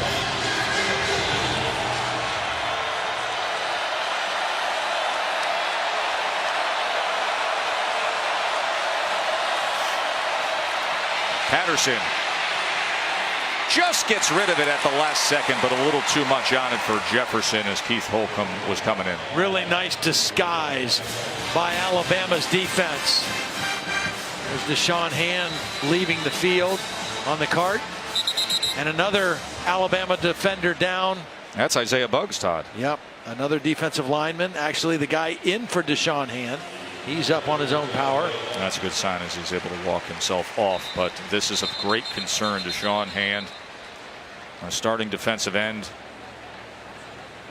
They've long considered him a starter, even though he's been rotating in recent years. Of course, Jonathan Allen, all the talented players they've had there. And we will wait to get word in the coming days as to the realities of this leg injury with Deshaun Hand. As a turnover on downs. And Josh Jacobs to the outside, and here goes Josh Jacobs. No matter who is in at running back for Alabama, it has been the same story. Well, because of their depth at running back, these guys are fresh. This is a worn-out Ole Miss defense and fresh running backs for Alabama. And once Jacobs got to the perimeter, he turned it into a huge game. There goes Hands into the locker room. 45-yard run for Josh Jacobs to Tagovailoa at quarterback for Bama. Freshman, lefty, going to crank it up and completes it to Ridley, who dives ahead to the 3-yard line where it'll be 1st and goal. Ridley wanted a touchdown. 16 career touchdowns. He's tied for 4th all time with Ozzie Newsome. And he wanted to get that one in the end zone. Tagovailoa scores it on the ground. And Alabama is over half a hunch.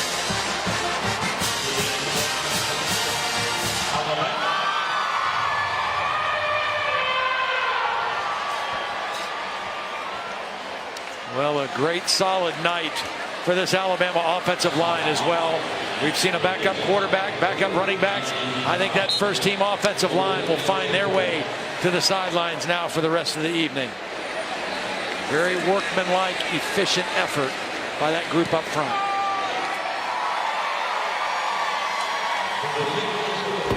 This is feeling like a really long night for the Ole Miss defense, isn't it? A little Hawaiian punch across the goal line.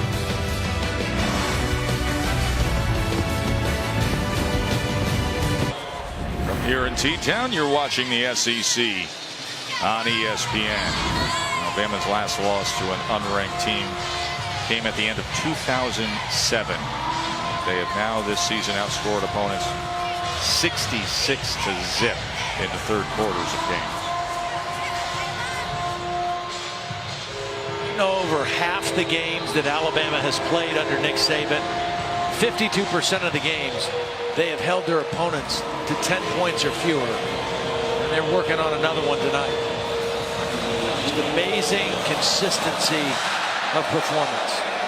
Scott hangs this up high to the 10-yard line where Jones returns it from there. As he wiggles his way out to the 26-yard line. Of course, Week 4 NFL Sunday is coming your way. You want to be on ESPN come Sunday morning because it's a new time and a new team with Sunday NFL Countdown at 10 a.m. Eastern, led by our longtime friend Samantha Ponder. I'll get you all the injury updates and previews right up until kickoff.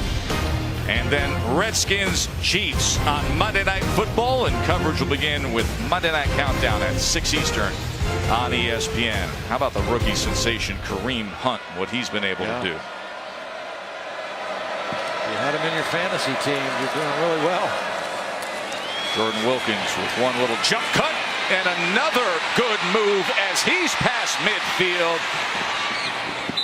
There's a big gainer from Wilkins for 46 yards. Well, Alabama with a lot of backups in. Ole Miss with their starters in. Nice little jump cut right at the line of scrimmage. He made 2 guys miss in open field. Chris Allen, the first guy from his defensive end spot, really faked out. Freshman out of Baton Rouge, Louisiana. That won't look good on film tomorrow. Wilkins looking to add to his totals. He backs up for a moment. You know, if you're Ole Miss right now, Joe, this is just a matter of playing this thing out and continuing to compete. Phil Longo, the offensive coordinator, Matt Luke, the head coach, they want to see guys that are going to continue to fight and compete and try to make plays. You know, with everything that Ole Miss has been through in the course of the past year, just having the proper disposition, the right mentality is so critical. Matt Luke talked about that with us. He said, listen, the kids have been through a lot. It's important that they work from the inside out and create an us against the world type mentality. He feels they've been able to do that, at least internally there in Oxford. You know, that's one of the things that happens in the world of athletics. You know, you have the ability to kind of circle the wagons, stick together, go through difficult times together, and come out stronger on the other end of it. 3rd and 11.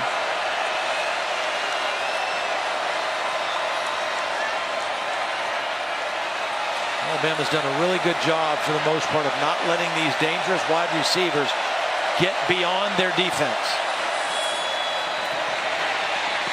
Patterson put it right on A.J. Brown, but he couldn't haul it in. You know, Luke also said, hey, the biggest challenge throughout of this, he believes they are playing for each other. Says the biggest challenge is keeping them insulated from all the outside stuff, the outside noise. There's been so much criticism and everything with the NCAA infractions and notice of allegations and the ongoing investigation, but keeping them insulated from all of that is a challenge. Well, it's a cloud. You know, it's a cloud over your program. It's a cloud over you as a team.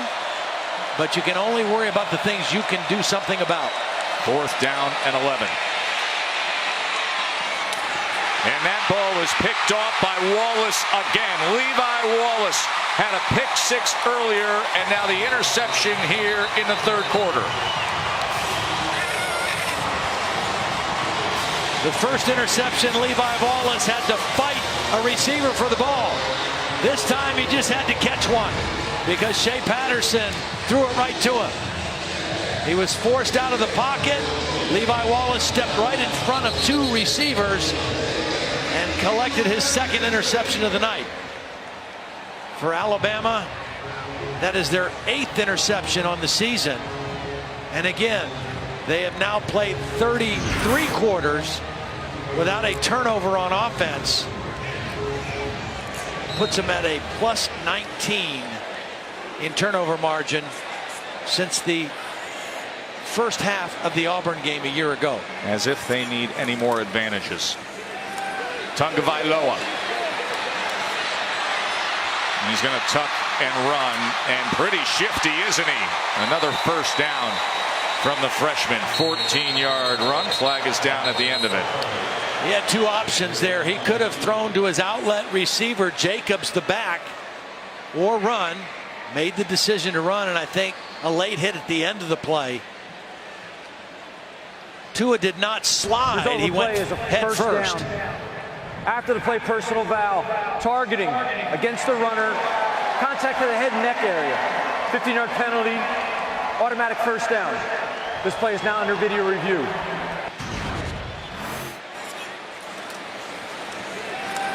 At the end of the play, sometimes you see a quarterback slide feet first. He dives forward head first, and after he's on the ground, there's the contact around the head area. Not that defender, this one right here. Let's bring in our rules expert, Bill LeMonnier, longtime official in the Big Ten. Billy, what do you see? I see a late hit. He's in there and hits him late. I still don't see the targeting. Yeah. As we'd expect here. There probably was some brushing through the head neck area. I expect replay to reverse this. See, Gates came in there, but his back end hits the ground before it then makes contact with Tagovailoa.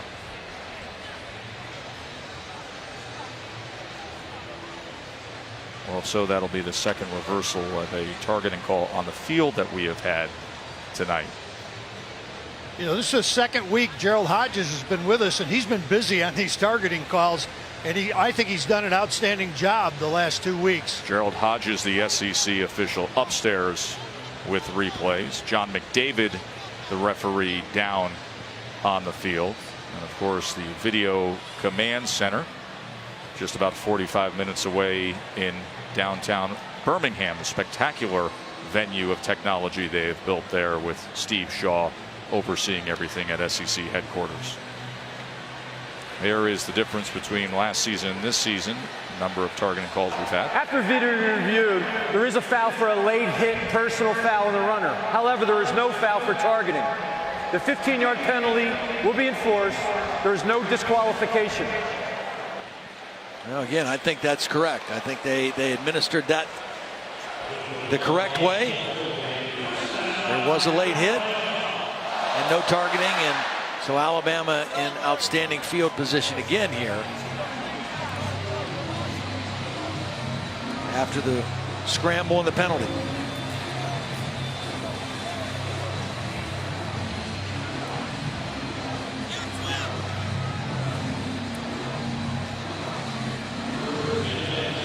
So a first down with that guy leading the way. Tua Tagovailoa, the freshman quarterback from Hawaii. Josh Jacobs. Although gain about 3 yards that time. Flag is down as Gates made the tackle. Holding. 74, offense. 10-yard penalty. First down. Jedrick Wills is another good-looking freshman who's playing right tackle. He's from Lexington, Kentucky, and coaches feel he's going to be excellent. He just needs to keep getting more experience.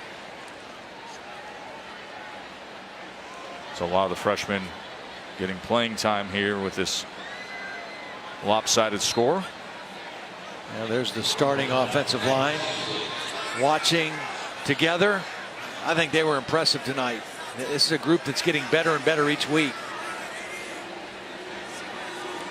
Makes for a 1st and 20. The pitch to Jacobs as he gets down to the 20-yard line. Ken Webster with the tackle.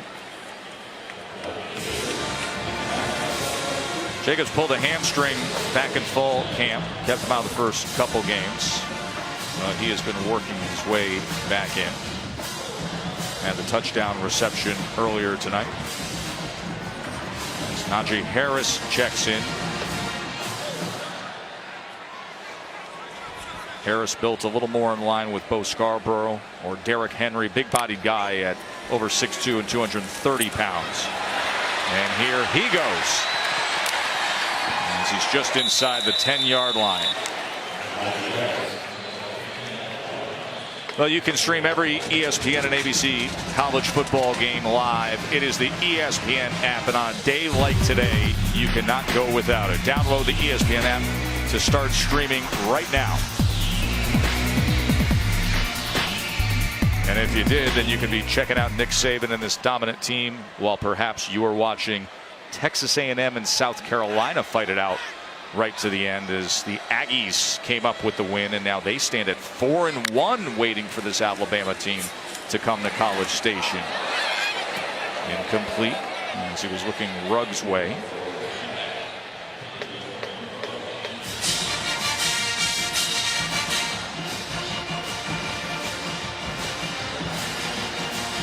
Field goal unit was trying to make their way to the field, and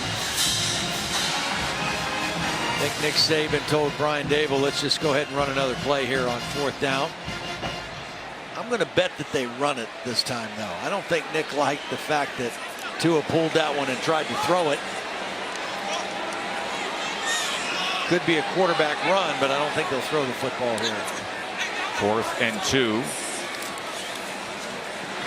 Sprint to the left and throws it into the end zone to Ruggs for a touchdown. Yet another great looking freshman player, Henry Ruggs. I mentioned that Tua throws such a catchable pass. It's just a soft, easy throw to catch. Bides time, rolling out, waits for Ruggs to uncover, and then gives him a nice easy ball to catch right across the goal line. Ruggs had a nice block on the Harris run a couple plays ago, and that time gets to finish it with the touchdown catch.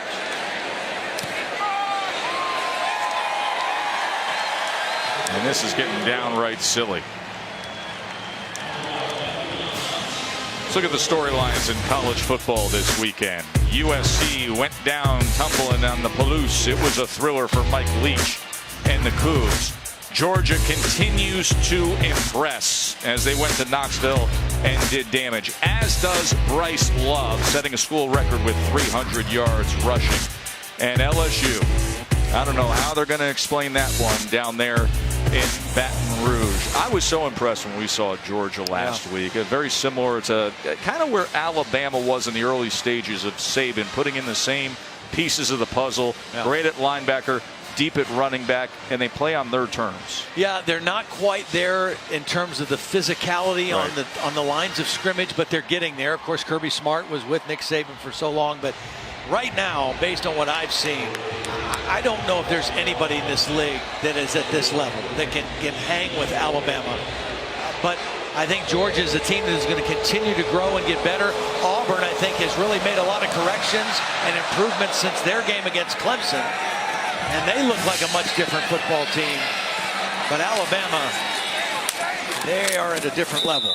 Oh, no doubt. They're in their own universe when it comes to sizing up the SEC teams. I just think it's clear right now that Georgia is the team in the East. And that as every week goes on and Fromm gets more and more confidence as a freshman quarterback and the other pieces come together, yes, the Auburn defense will be a very tough test for them. It'll be a very good matchup.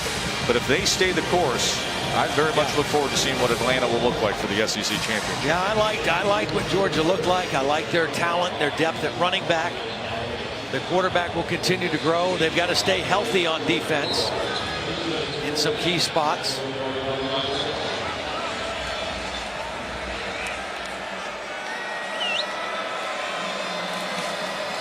Patterson, speed option there with Penniman. Let's go to the field to Holly. Well, Ole Miss will try to improve after this showing, but Shea Patterson and his wide receivers really trying to get some good chemistry. In this offseason, they had to get up at 6:30 in the morning for conditioning. So they all met at 5:30 in the morning to watch film. They bonded over those early morning sessions, and they'll continue to try to improve. And he has great work ethic. Everybody in Oxford raves about him as he takes a shot downfield, and a great effort that time by Lodge. You know, DeMarcus Lodge did a really nice job of waiting to the last minute to go for the football. He's working on Tony Brown. Watch him wait for the last minute and then go high to make the catch over Tony Brown. Pushed off a little bit, but went to the high point for the catch. Nice work there.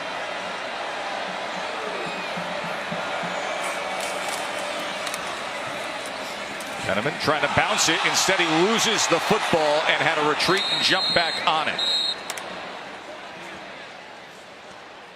That was Chris Allen who came in and forced the fumble for the tie. Again, very difficult to try to bounce the football outside against this defense.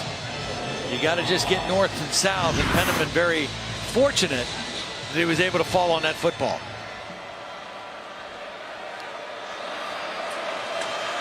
Second 15 for Patterson.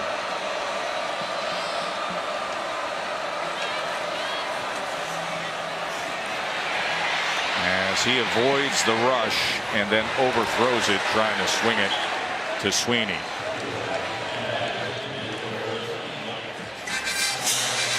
Well, right there you see when we talked to Jeremy Pruitt, he said, you know, this guy extends a lot of plays, but if we flush him out, we'd like to make him roll to his left. He's not as efficient or effective throwing the football when he moves to his left as he is to his right. That time rolling to his left, overthrew the pass. Third and 15. They've yet to convert a third down. They're 0 for 11 in the ball game. Make high, that 0 but for 12. caught by Jefferson.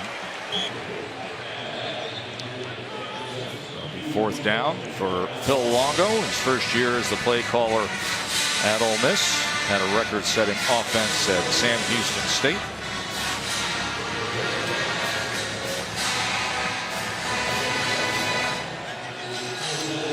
Well, the Southeastern Conference is a little bit different than the Southland Conference. Sure is. Longo has had a very interesting ride to arrive at the SEC.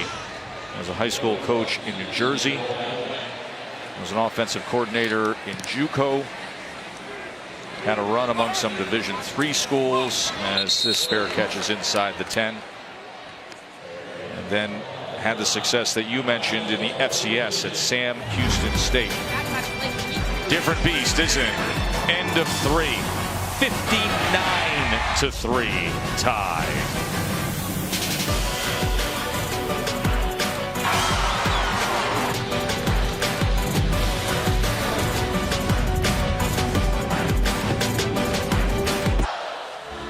Hey, reminder, after we're done, don't miss Sports Center at night with Scott Van Pelt. SVP is going to get you all squared up on everything in college football, Major League Baseball, and the President's Cup, of course. Sports Center at night with SVP's coming up next on ESPN. Joe Todd and Holly here in Tuscaloosa. Start of the fourth quarter with the Tide rolling, much like they did last week at Vandy.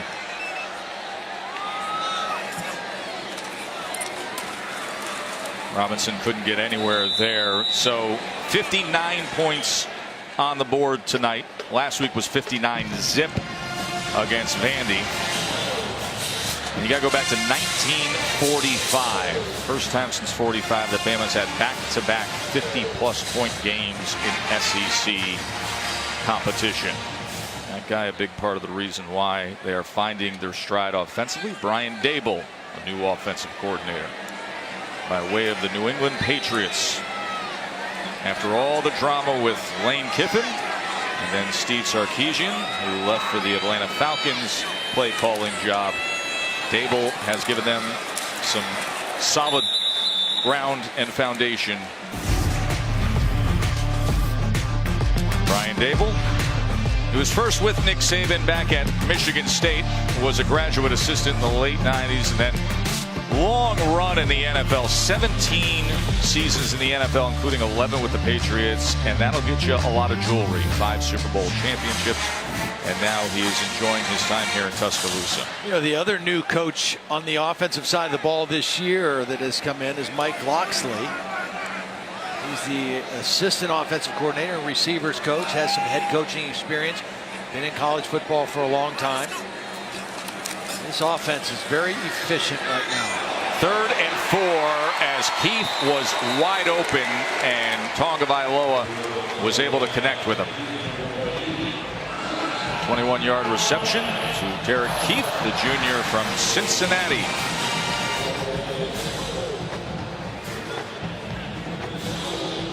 Valuable playing time right now for some of these backups on the Alabama offense. That's why you're still seeing them throw the football and running their stuff. You don't want to put these guys in. You want to get them real game experience running the stuff that you want them to run and not just mop things up, even though you have the huge lead.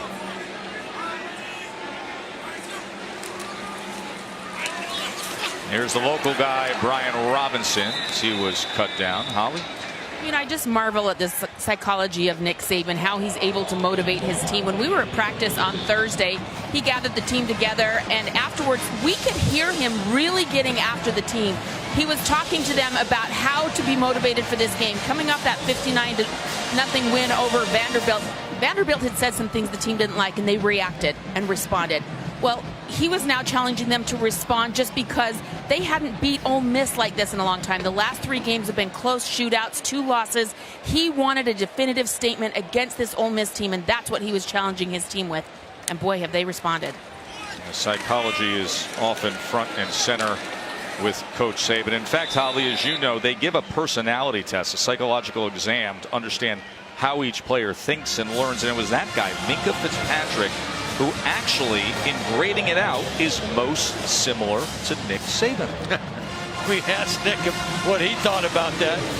We asked Minkah too. Minkah thought it was pretty cool. We asked Nick. He said, "I feel sorry for the kid if that's the case." That is a driven guy.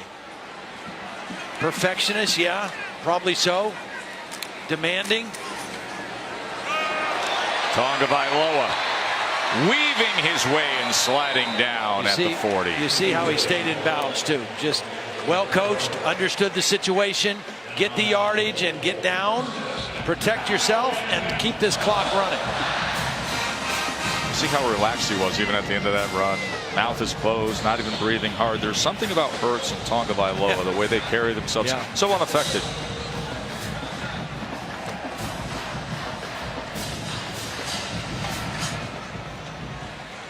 Had the touchdown run earlier coming in for Jalen Hurts.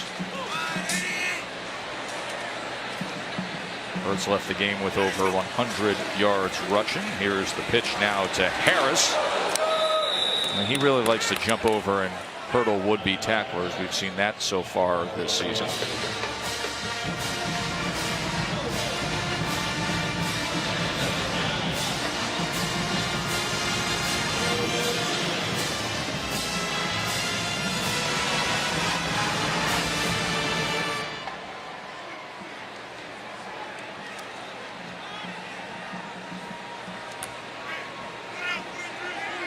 Brian Robinson checks in as the running back now. He's a true freshman from nearby Hillcrest High School. Right here in Tuscaloosa. Another early enrollee who's taking advantage of getting all those spring reps. As he squares up the shoulders, a little extra yardage there. It'll be 3rd and short.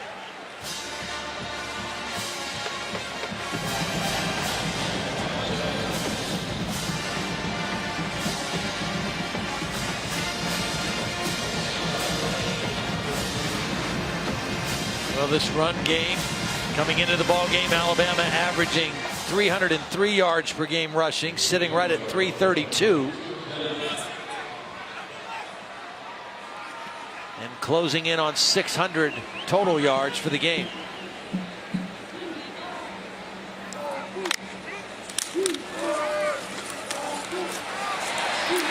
Robinson again, this time to the 20, and the beat just goes on and on and on.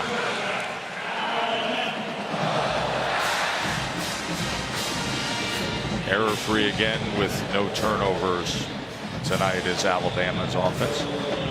Came in without turning the ball over in their last 30 quarters. That goes back to last season, longest streak in school history.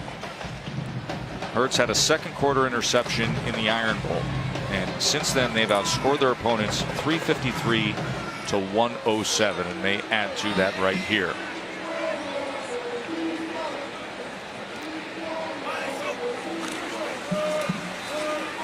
And straight up the middle this time is Ronnie Clark.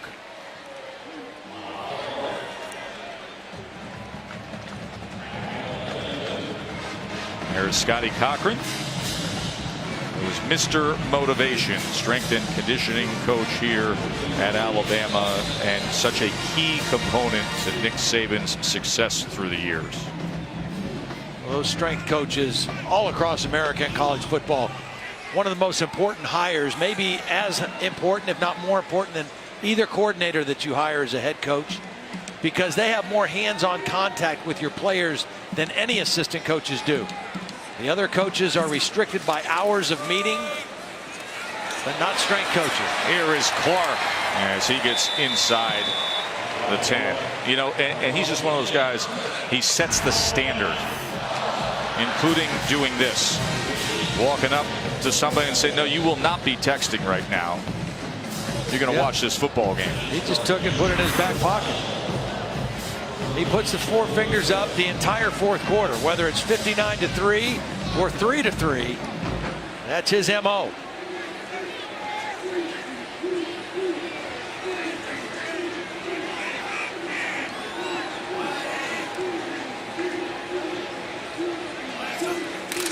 First and goal. Going to run Clark again. And Bama is going to score again. And I think they can write in whatever number they want on that scoreboard tonight. And you know what? This is as much on Ole Miss. I mean, you don't want to say, okay, for the last quarter, we're just going to take a knee every play on offense. We're going to run. We're not going to rub it in your nose, but you better show up and try to stop us, because we have backups and freshmen and whatnot in the game, and we want them to play and experience success. You got to go 6 deep on the running back depth chart to get to Ronnie Clark, a guy who this spring when I was down here visiting the team was lining up at tight end. Now he's got some running back in his past, but yeah, that's on the Ole Miss defense.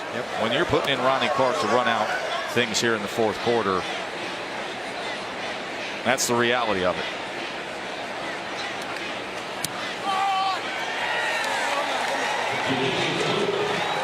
.66 for number 1.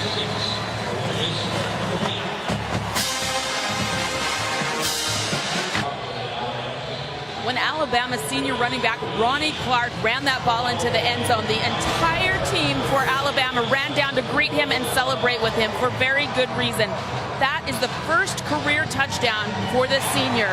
2 torn Achilles. It has been a rocky road for him. They got him very close last week against Vanderbilt, but he got to the 3-yard line and Nick Saban said, take a knee. So this week, they finally got the senior into the end zone. It has been a very touching scene here on the Alabama sidelines. They are thrilled for this young man. That is nice to see. Yeah.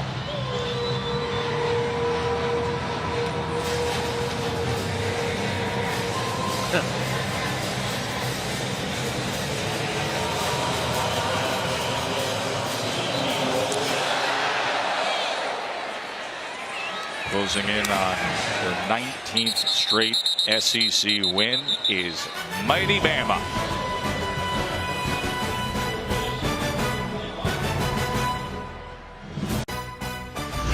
ESPN College Football is presented by Geico. 15 minutes could save you 15% or more on car insurance. And in part by Golden Corral's all-new Smokehouse.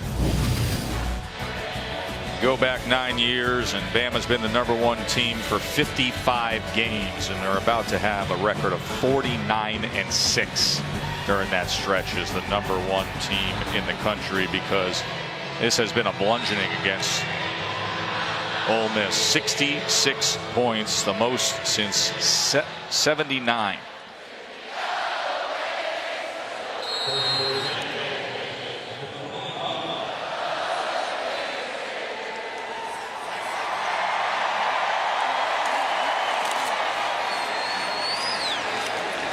Sweeney can't find much there, with Carter making the tackle.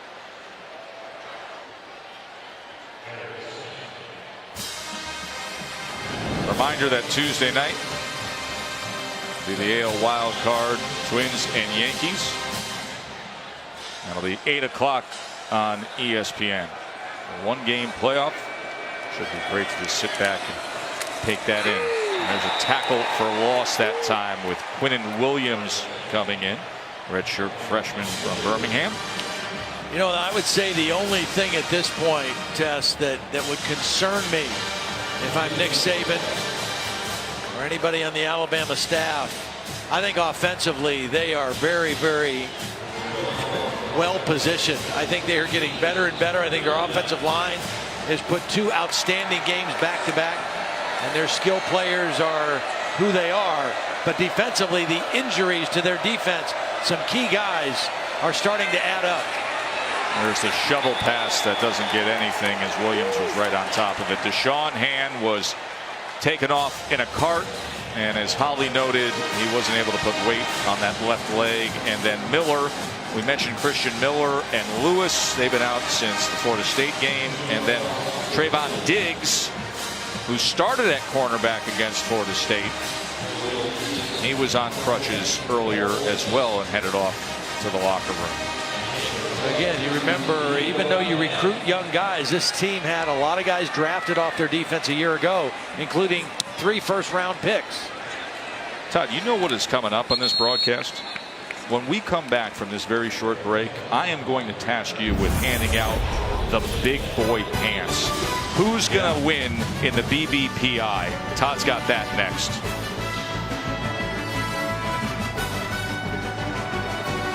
Well, my big boy pants index tonight can only go to one guy, I think, and because I've never seen a quarterback who was also a state champion shot putter or a power lifter. But Jalen Hurts did that in high school, and tonight, in his second year as a starting quarterback for Alabama, he ran and passed his offensive football team into a huge win against Ole Miss. I mean, he just outperformed the entire Ole Miss team by himself. 101 yards rushing, nearly 200 yards passing, and did it all with that cool demeanor that we've come to expect from Jalen Hurts. Like the kind of guy who vacuums in his dorm listening to the Isley Brothers and the Reverend Al Green. Holly? Well, probably the most special thing Jalen Hurts did tonight is spend some time with a young lady on the sidelines before this game. As he came out, he spotted this little girl in a wheelchair who has just been diagnosed with DIPG. That is an aggressive brain tumor, just a recent diagnosis. And she had a special little bracelet that she wanted to give to Jalen. It says Aubrey's Army. She is gathering an army of people to fight for her in this fight for her life. And Jalen took the bracelet, put it right on his wrist, and he is now part of Aubrey's Army. Oh, that is just wonderful. We will all be part of Aubrey's Army, praying for her and her fight.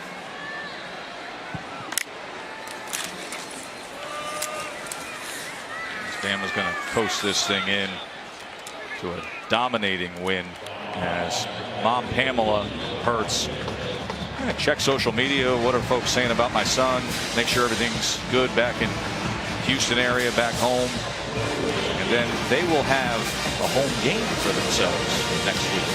College Station. I'm Texas digging A&M. Mom's outfit too. She's got the black jersey. She's got the houndstooth working. She's all in.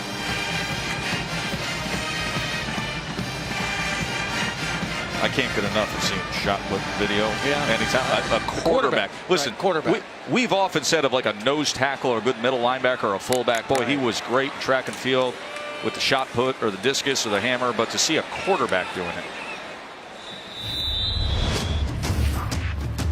46 feet, 11 1/4 inches. A district champion in the shot put. Also threw the discus. Ran on the relay team.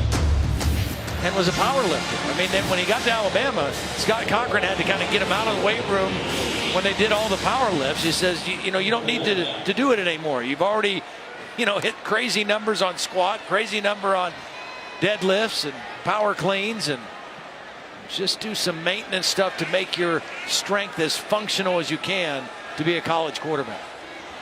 4th and 1 here with Tonga Vailoa and Ronnie Clark, as Clark maybe short of that mark to make. Had the touchdown earlier. And Hurts mentioned to us yesterday, said deadlift 590, he told us. Yeah. My eyes would pop out if I tried to do 5. I mean, we'll give him that first down there on that mark.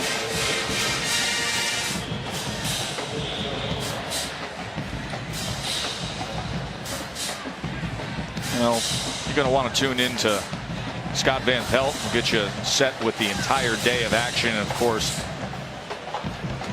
Adnan, Joey, and Jesse on college football final. I think there's going to be a lot of folks asking what in the world is happening on LSU and what do they do moving forward. They lost to Troy tonight, folks, at home, 24-21.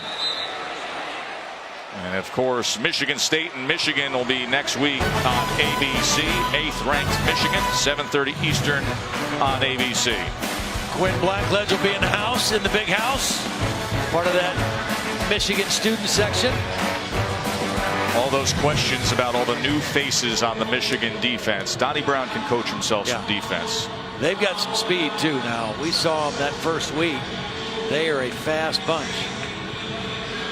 Well, Spain, of course, took the big hit a week ago. Horn came in. We are going to be down in College Station for the ESPN primetime game. Don't look now, but the Aggies team, you take away blowing that big lead against UCLA, they are 4-1. Yep. Beat South Carolina again tonight, so Alabama will be going up against A&M. Alabama's 3-0 at Kyle Field. Of course, Manziel, that Heisman year, was the big blemish that everybody remembers. That was here. And there are the Aggies awaiting. November 4th is always a circle the date, but perhaps not this year. LSU. Mississippi State has looked much different the last 2 weeks as they got beat up by Georgia last week, and then Auburn today.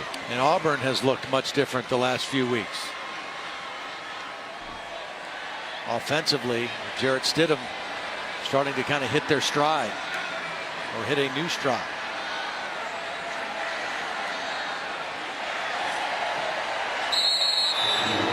Jalen Hurts ran for over 100 yards, had a couple of touchdown passes, a touchdown run, and Bama, boy oh boy were they something. 19 straight SEC games now, 69 straight wins against unranked opponents. Impressive as always. Ole Miss had their number, winning 2 of the last 3 and was up by 21 last year. Not tonight. They rolled.